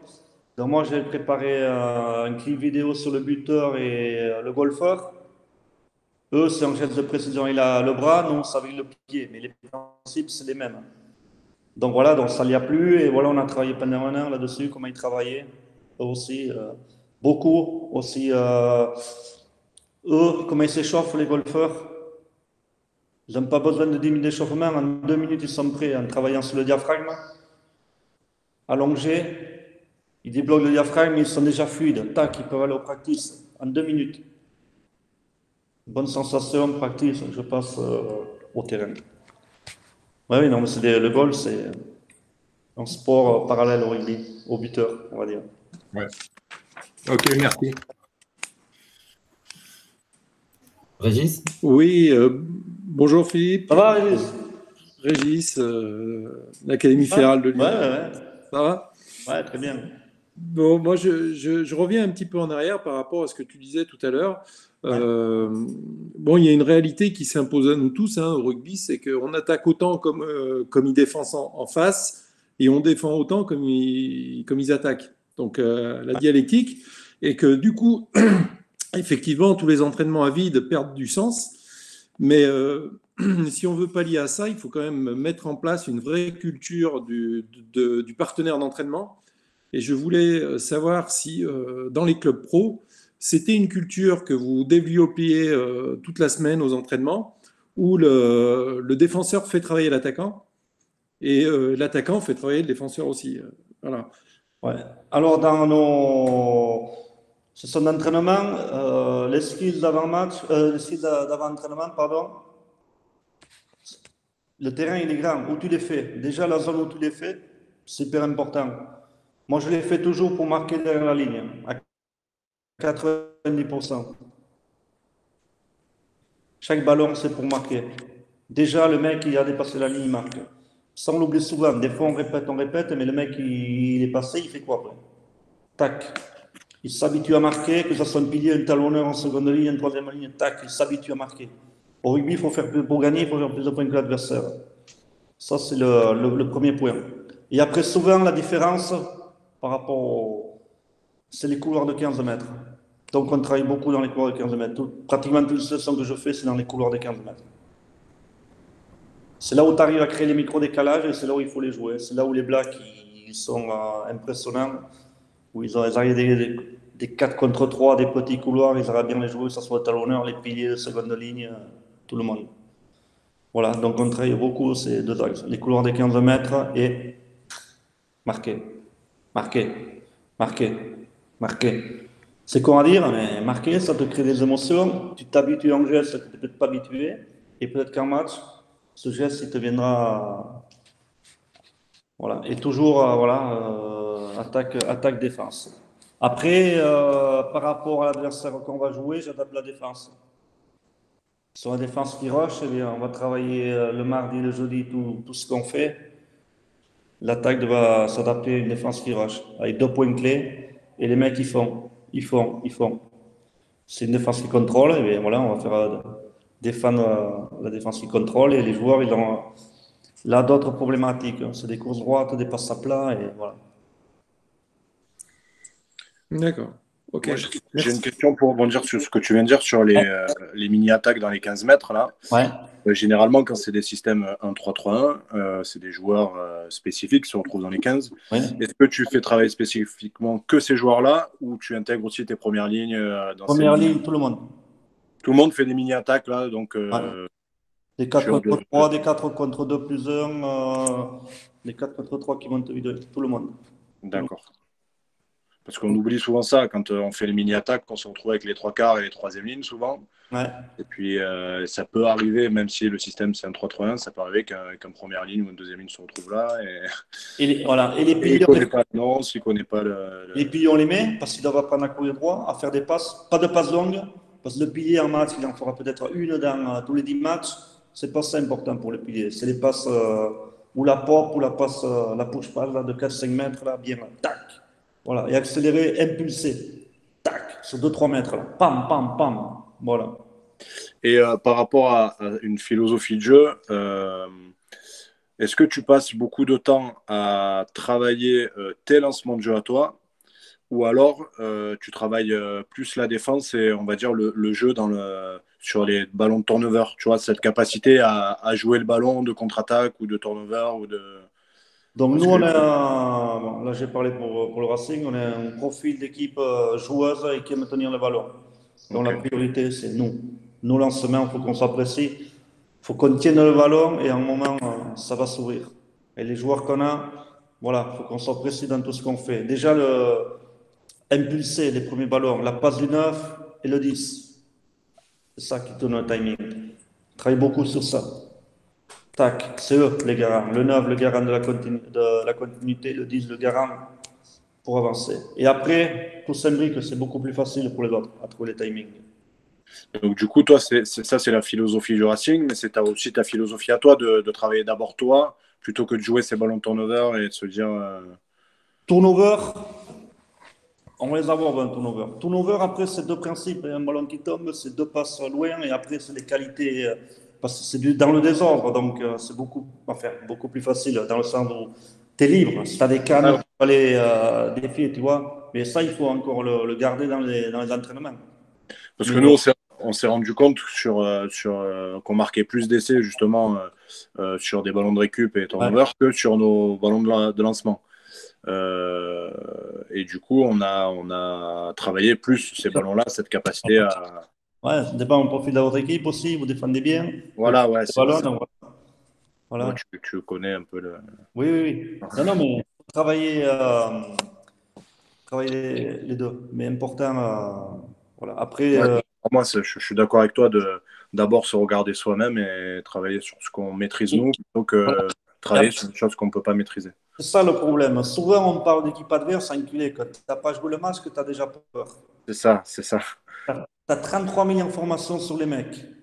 Mais toi, tu ne sais pas comment ils vont jouer. Tu ne sais pas le dimanche à 15h, le 23 mai, comment ils vont être. Ça, tu ne maîtrises rien d'eux. Tu ne sais pas. Par contre, toi, tu peux maîtriser une chose, ton équipe. À quel niveau elle pourrait être? Entre là et là, tu vois, pas passer de là à là, mais là, elle sera dans cette tranche-là. Et voilà. Ça m'est arrivé cette année, j'ai des joueurs qui m'ont dit mais pourquoi cette semaine on n'a pas travaillé la défense de l'équipe adverse en touche? J'ai dit en fait parce que j'ai appelé l'entraîneur et il m'a dit qu'il allait changer de style de défense, donc ça sert à rien. D'abord, par contre, on va travailler comment toi tu vas sauter en touche et comment le lanceur il va te trouver, tu vois. Et du coup là, il a compris que je me foutais un peu de sa gueule du coup, mais que c'était d'abord de se focaliser sur nous et l'adversaire, on ne maîtrise pas ce qu'il va faire. On ne sait pas s'ils vont sauter, pas sauter, où est-ce qu'ils vont sauter, comment ils vont sauter. Donc tu as quelques indications, tu travailles, mais le gros, c'est sur toi, ton équipe. Ouais. Toi, l'important, tu vas être joué sur ton équipe, ce qu'elle va donner. Après, ils sont plus forts les autres, c'est le sport. Mais toi, tu dois avoir un minimum à donner par rapport à ton équipe. Tu dois être là. Tu as 2 semaines pour travailler, tu as 3 mois de travail, donc voilà. C'est important. Et puis ça rassure. C'est ça. Donc, et le mec, il est plus grand, il est plus fort, il va plus vite. C'est bon. T'as l'impression de jouer les blagues toutes les semaines, en fait. Voilà. J'avais un entraîneur qui était comme ça. Et toutes les semaines, j'ai l'impression qu'on jouait les blagues. Je disais, putain, en fait, nous, on est nuls et on regarde que les autres, ils sont trop forts. Là, Et du coup, c'est vrai qu'au niveau confiance, c'est pas terrible. Ouais. Pas terrible. Tu as des doutes, faites le gaffe, faites ceci, et on ne fait plus rien alors. Ouais, c'est ça. Par contre, voilà, c'est donner confiance à toi, tu manages une équipe, tu es entraîneur, c'est ton équipe d'abord. Voilà, il faut qu'elle ait confiance en elle et elle va avoir confiance en elle en travaillant sur soi. C'est ça. La cohésion, tout ce qui est après en dehors du rugby spécifique, mais c'est ça. En touche, le timing, talonneur, lifter, sauteur, tout ça. Exactement. Bon, merci en tout cas. C'est rien.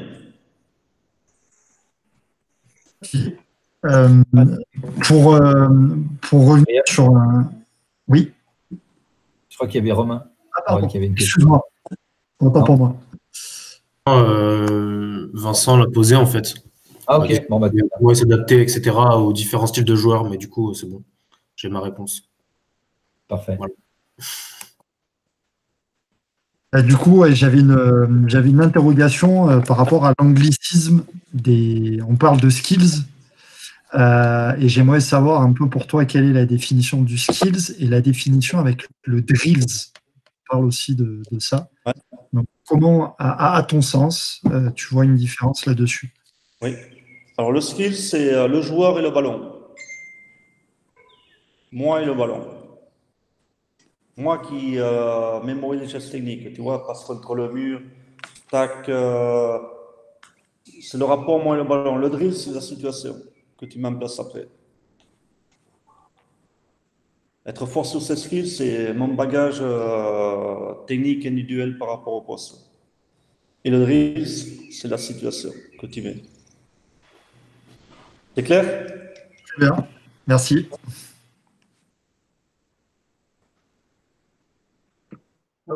J'ai une question du coup. Comme on dit que le skill, c'est le joueur et le ballon sur énormément de répétitions, etc. Ouais. Le jeune joueur qui va vouloir répéter chez lui le geste, même si on l'a corrigé lorsqu'on le voit sur l'entraînement, etc. Ouais. Sa main, posture son coude, etc. Le joueur qui le répète et qui le répète mal et qui du coup enregistre la mauvaise information. Comment lui faire changer ça justement? Alors, changer, c'est adapter. Changer, tu ne peux pas. Ouais. Parce que le joueur, il est en schéma moteur déjà, bon, les grands déjà acquis. Il faut affiner et le jeune, il faut affiner le joueur de haut niveau et l'acquérir encore. Il est malléable encore, le joueur en formation. Mais déjà qu'il fasse des passes contre le mur, peut-être avec un geste peut-être faux, au moins il travaille les prises de balle. Donc il gagne ça. Et après, c'est facile à corriger. Comme tu disais, le coude, c'est voilà, toujours à travailler les points clés. Tes points clés, c'est quoi? Tac, tac. Tu travailles qu'avec ces 2 points clés. Et 2 points clés, le joueur, il arrive à les mémoriser. Et après, pour les jeunes, important avoir des images. La passe longue, c'est l'image de Superman. Toujours connecter une photo. Un truc qui va vite, parce que chacun on a notre interprétation d'aller vite. Pour un, ça peut être une Formule 1, pour un autre, ça peut être un Mirage, pour un autre, ça peut être, je sais pas moi, moto. Ok, chacun sait quoi qui va vite, ça. Et bien alors, on prend ça. Ok. Eh bien, merci. Et après, pour corriger, rappelez-vous que chaque individu a un canal de préférence, ou visuel, ou auditif, ou kinesthésique. Donc, quand vous travaillez, vous devez travailler ces 3 canaux.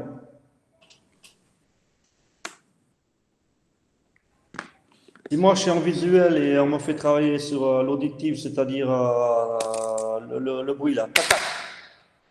Et ce n'est pas mon canal, je ne vais pas mordre. Donc, important que quand vous avez des groupes de joueurs, de travailler sur ces 3 canaux. Ça peut être 8 joueurs en formation. Tac, un groupe de 8 qui travaille sur l'auditif. Tac, tac, il doit avoir fait la passe. Le kinesthésique, c'est il a le ballon dans les mains et vous, l'entraîneur, vous lui touchez le coude. Tac, bien, là. Hop, 100. OK? Tac. Et le visuel, c'est faire avoir le geste. Pam, pam, pam, je sais pas, tac, tac, tac. Et vous tournez, 1 minute 30, les trois. Et là, vous avez touché tout votre groupe. C'est comme pour les vidéos. Hein.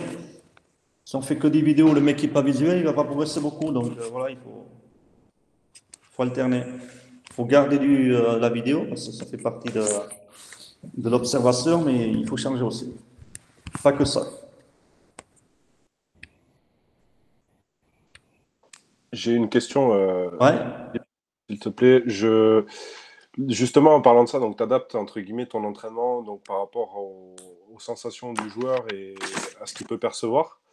Et est-ce que tu adaptes aussi, en tant qu'entraîneur, ton discours? C'est-à-dire que je pense qu'il y a des joueurs qui vont être réceptifs au fait du discours...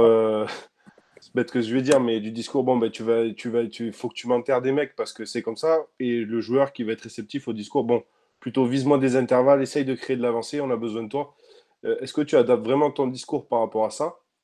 Ou comme tu fais avec tes skills quand tu adaptes les sensations? Alors, parce que on parle de canal pareil, c'est la même chose, c'est un autre canal aussi de discours et de faire passer un message. Ouais. C'est comme quand tu fais tes bilans vidéo, quand je fais le bilan là, tous les lundis avec toute l'équipe là, sur le kicking game, nos sorties de camp, les coups d'envoi, nos réceptions de coups d'envoi. Voilà, là, voilà, j'adapte mon discours.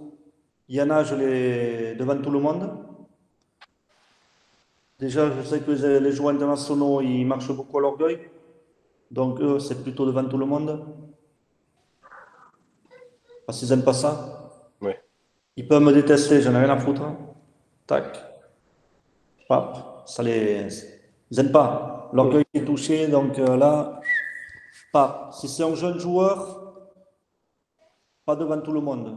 Je vais le faire comprendre, mais je le prendrai à part et j'expliquerai. Tu vois, c'est un peu le profil de tes joueurs. Il faut y aller.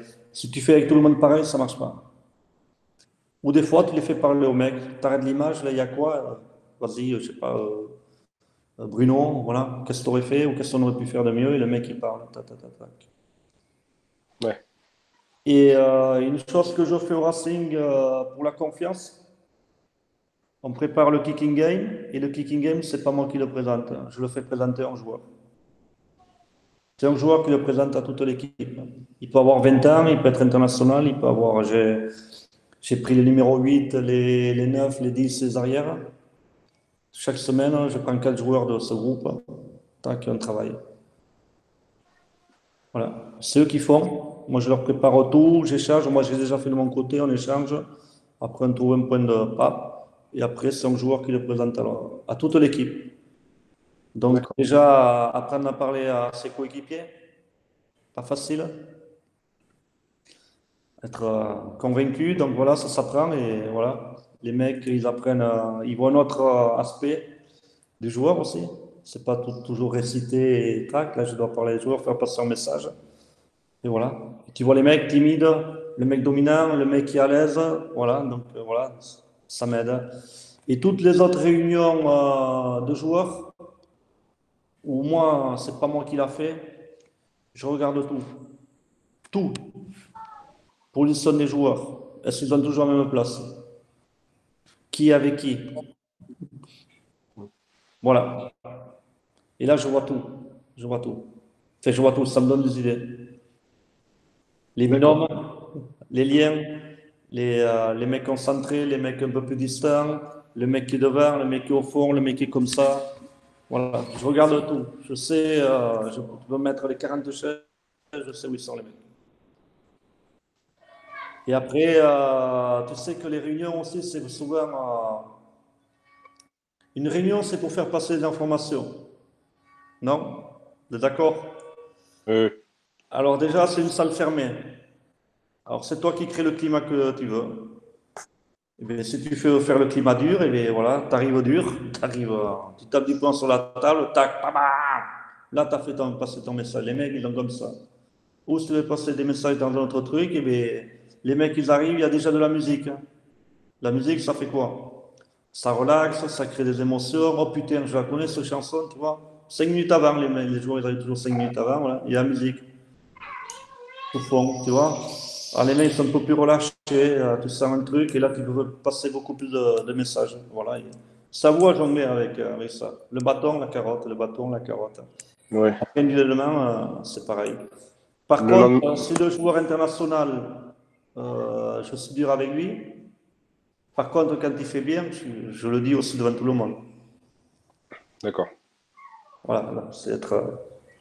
Voilà. Ouais. Pas de juste, essayer d'être juste. C'est pas toujours facile, mais.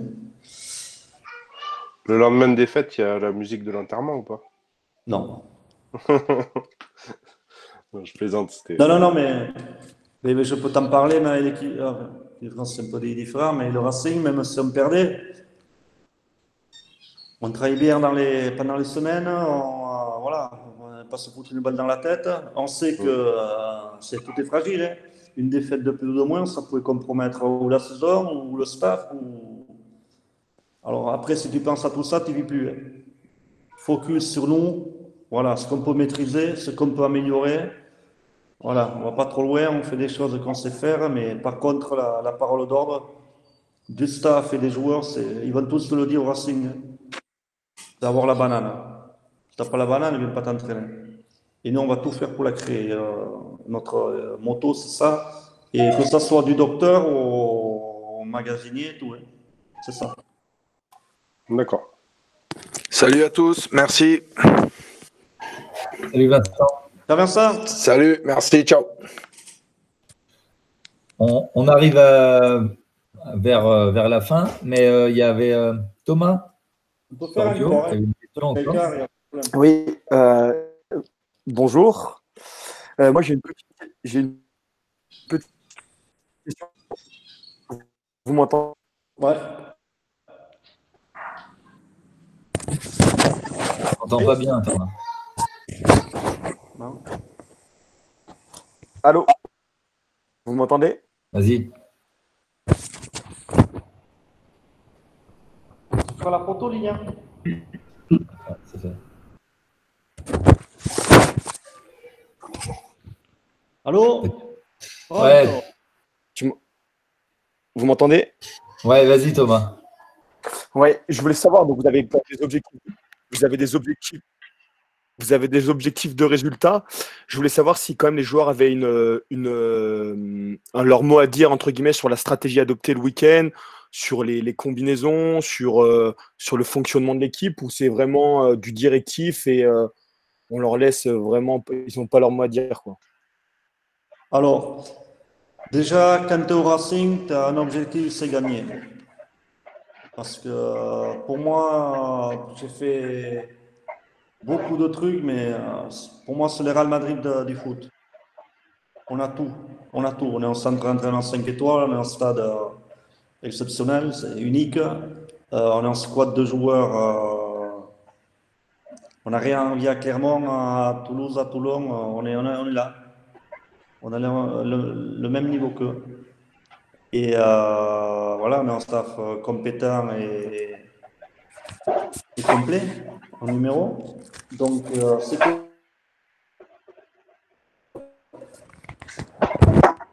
ça qui va nous faire gagner. C'est la culture du travail. Et après, pour tout ce qui est stratégie et tout ça, c'est tout en échange. Pas directif. Voilà, c'est de l'échange, c'est validé, on impose. Tu comprends? S'il y a un doute, on ne fait pas. Mais tout est les touches, les sorties de cœur, la stratégie, c'est fait en amont avec les joueurs. Tout est fait avec les joueurs.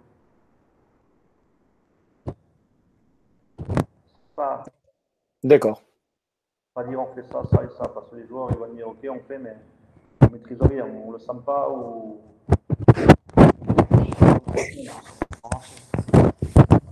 Participatif, voilà, ça fait réfléchir les gens, ça leur fait parler entre eux. Voilà, donc tu fais des dynamiques, de la cohésion. Tu donnes la parole à tout le monde. Dans notre... Philippe, tu as dû bouger un truc sur ton micro. Non? Ah merde, ouais. On t'entend moins bien que tout à l'heure. Pardon. Et voilà. Le droit de parler, c'est important quand tu travailles en collectivité. Tout le monde a le droit à la parole. C'est important. Donc tout le monde peut dire son mot. Et après, c'est validé. Par contre, c'est validé tout ensemble. Là, on y va tout ensemble. C'est pas oui, mais c'est oui. Le mais n'existe pas. D'accord, très bien. Merci Thomas.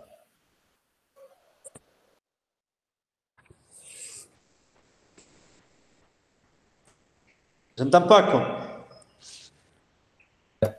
Non, je disais, il est 19h06, je ne sais pas si par rapport au temps qui était alloué à... Vas-y. Un quart d'heure, c'est bon.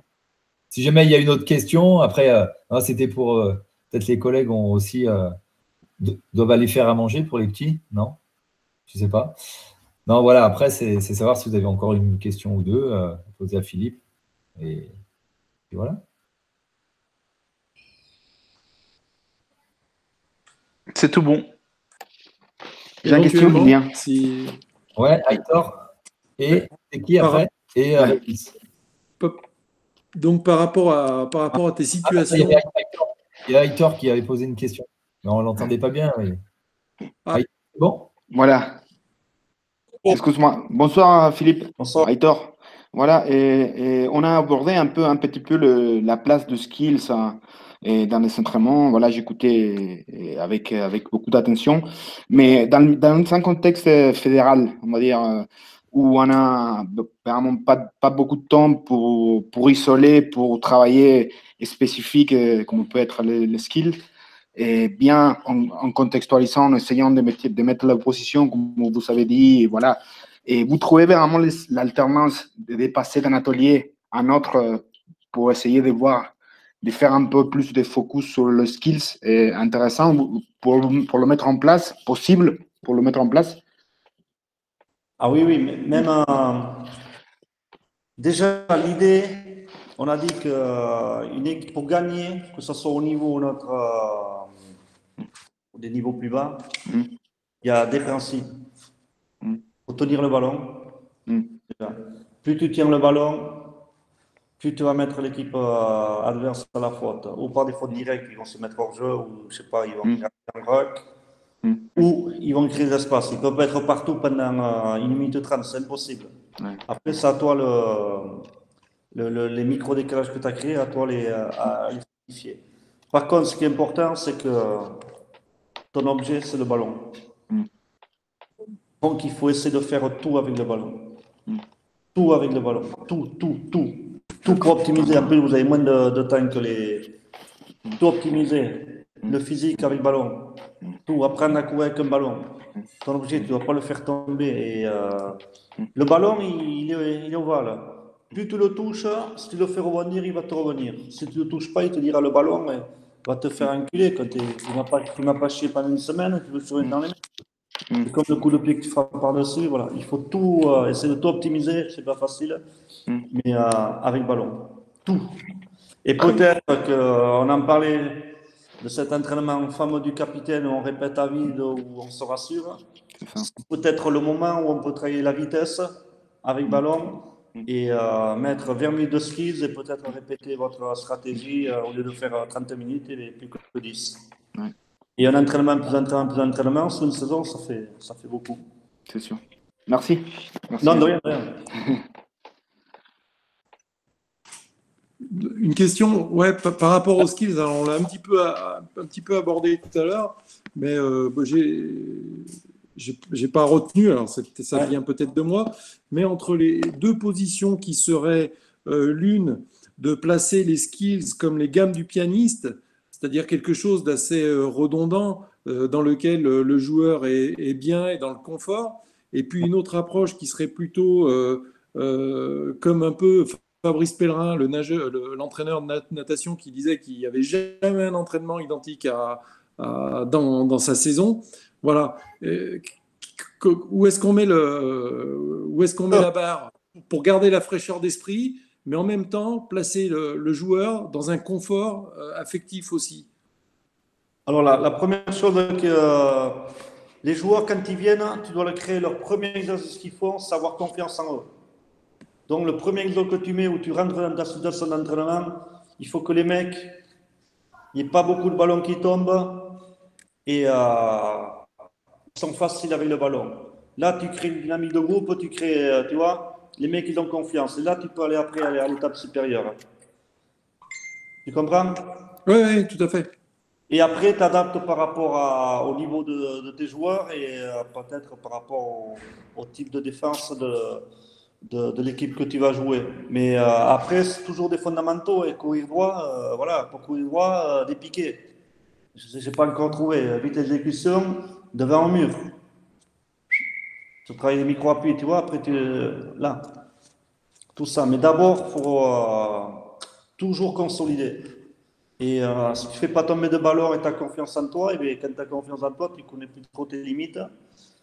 Tout le monde a bien touché le ballon et paf, même les jeunes ils progressent. Et après, tu peux y aller. Tac. Étape supérieure. Ça va? Ça va? Tutto bene? Bene. Ok. Ouais, bene, grazie. Sì, un po'.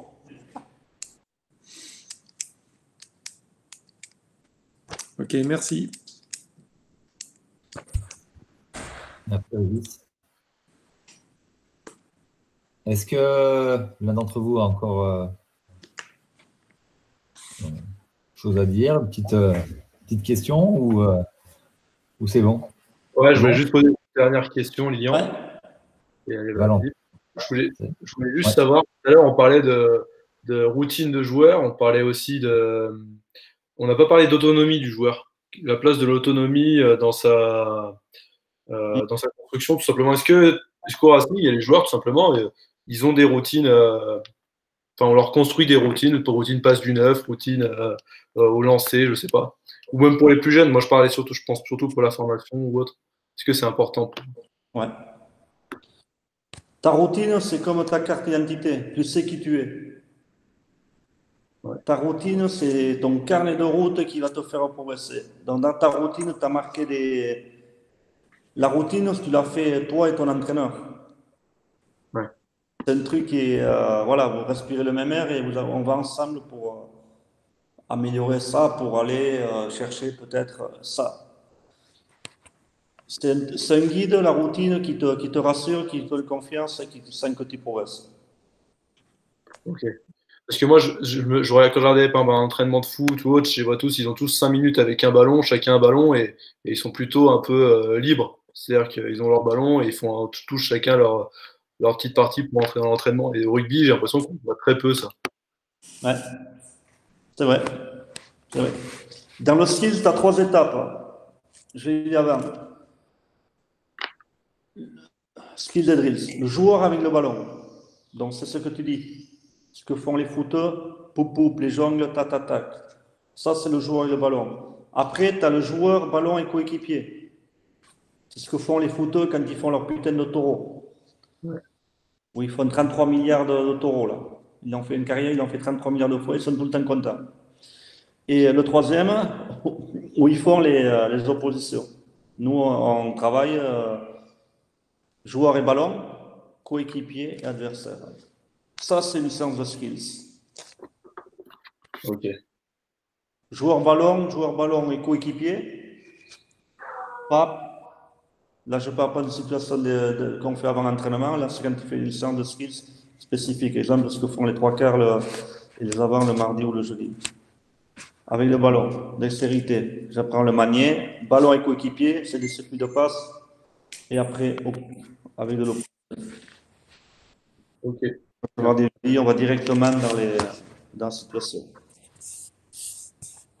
Mais plus tu le touches, le ballon, et plus tu vas avoir confiance. C'est comme tout. Ouais. Ouais. Le joueur de basket, s'il ne touche pas le ballon, il ne va pas dribbler beaucoup, il ne va pas faire beaucoup de points. Ouais. Ok, merci. Parfait, parfait. Bon, bah, écoutez, je pense qu'on va clôturer là-dessus. En tout cas, merci encore Philippe pour d'avoir pris de ton temps. Et puis, c'est toujours un plaisir de t'écouter et de nous faire partager ta philosophie, ta façon de faire, ta façon d'être, et ainsi de suite. Donc, voilà. Merci encore. Merci à tous d'avoir participé aussi activement à ces échanges. Et puis, voilà, j'espère que ça a plu à tout le monde et que c'était enrichissant. Ouais. Moi, juste pour... Ouais. Vous avez d'autres questions? 2 minutes? Non, non. Pas de problème, non? On fait jusqu'à 7h20, il y a 4 minutes. Ouais, j'en avais une, moi, Philippe. Vas-y. Ouais. Bonsoir. Donc, moi, je voulais savoir si tu t'inspirais aussi d'autres sports pour adapter tes exercices de skills. Ouais. Parce que tu parlais de raquettes de tennis. Parce que je t'avais vu à Grenoble, je vois que tu utilisais des balles de ping-pong, de tennis. Donc, tu t'inspires vraiment aussi des mouvements d'autres sports pour adapter? Ouais. Je regarde tous les sports. Et avant l'introduction, Lilian disait esprit d'ouverture. On a tous quelque chose à prendre de tous les autres sports. Donc, je regarde tout. Dans ma semaine, j'essaie de mettre 2 ou 3 heures à regarder d'autres sports. Ou des études, ou le gardien de hockey, ou je vais voir putain le badminton, comment ils font, les plongeurs, comment ils font à tenir l'équilibre sur 2 doigts de pied, comment ils font, tu vois. Et voilà, après j'essaie de le remettre au rugby, comment on peut travailler, et voilà, après, je me fais ma mayonnaise, et comme je disais avant, si je vois que ça peut m'apporter un plus, eh bien, je le fais. Ok, merci bien. Juste un truc qu'on a introduit aussi voilà. Moi aussi, ça m'a ouvert l'esprit parce qu'on demande beaucoup aux joueurs et nous, les entraîneurs aussi, c'est pas tout le temps évident. Donc, je me suis dit, qu'est-ce que je pourrais avoir comme truc où j'arrive à me relaxer, à être. Voilà. Alors, je me suis mis au yoga. Voilà, après. J'étais attiré par le yoga, donc je suis allé voir une prof de yoga, je l'ai appelée pour faire mes séances. J'ai fait mes séances tranquille.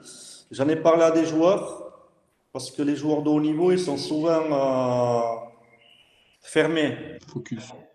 Fermés dans le sens où, voilà, ils ont leurs standards, ce qu'ils ont, c'est suffisant. Et je leur ai dit, mais allez voir derrière la porte s'il y a. Allez voir, allez chercher ce 0,01% qui va vous faire ou rester à ce niveau ou encore vous améliorer. Et j'ai fait venir 3 joueurs avec moi qui viennent avec moi tous les lundis.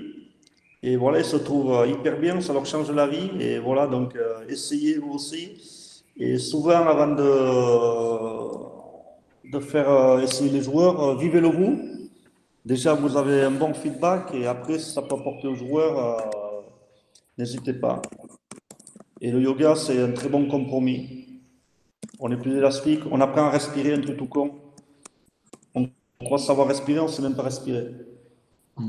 Et ça, c'est hyper important pour être relâché, pour être fluide, pour faire des gestes techniques. Si on est stressé, on ne va pas y arriver. Donc, voilà, regardez un peu ce qu'il y a dans les méthodes de relaxation. Parce que plus on va aller, regardez le monde, comment il est. Là, on a ce putain de Covid-19.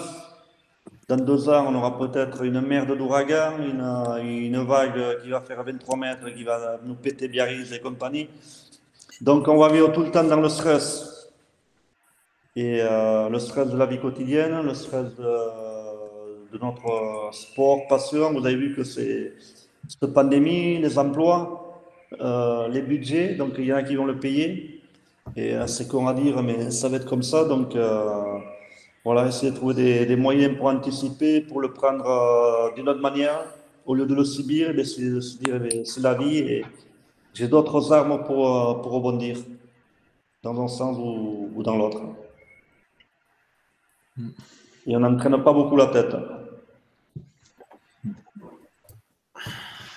C'est Philippe. Alors, c'est important. Ouais. C'est parti philosophique. Bon. très bien, très bien, très bien. Moi, je vais devoir vous laisser. Je vais devoir aller rejoindre les enfants, en fait, aussi.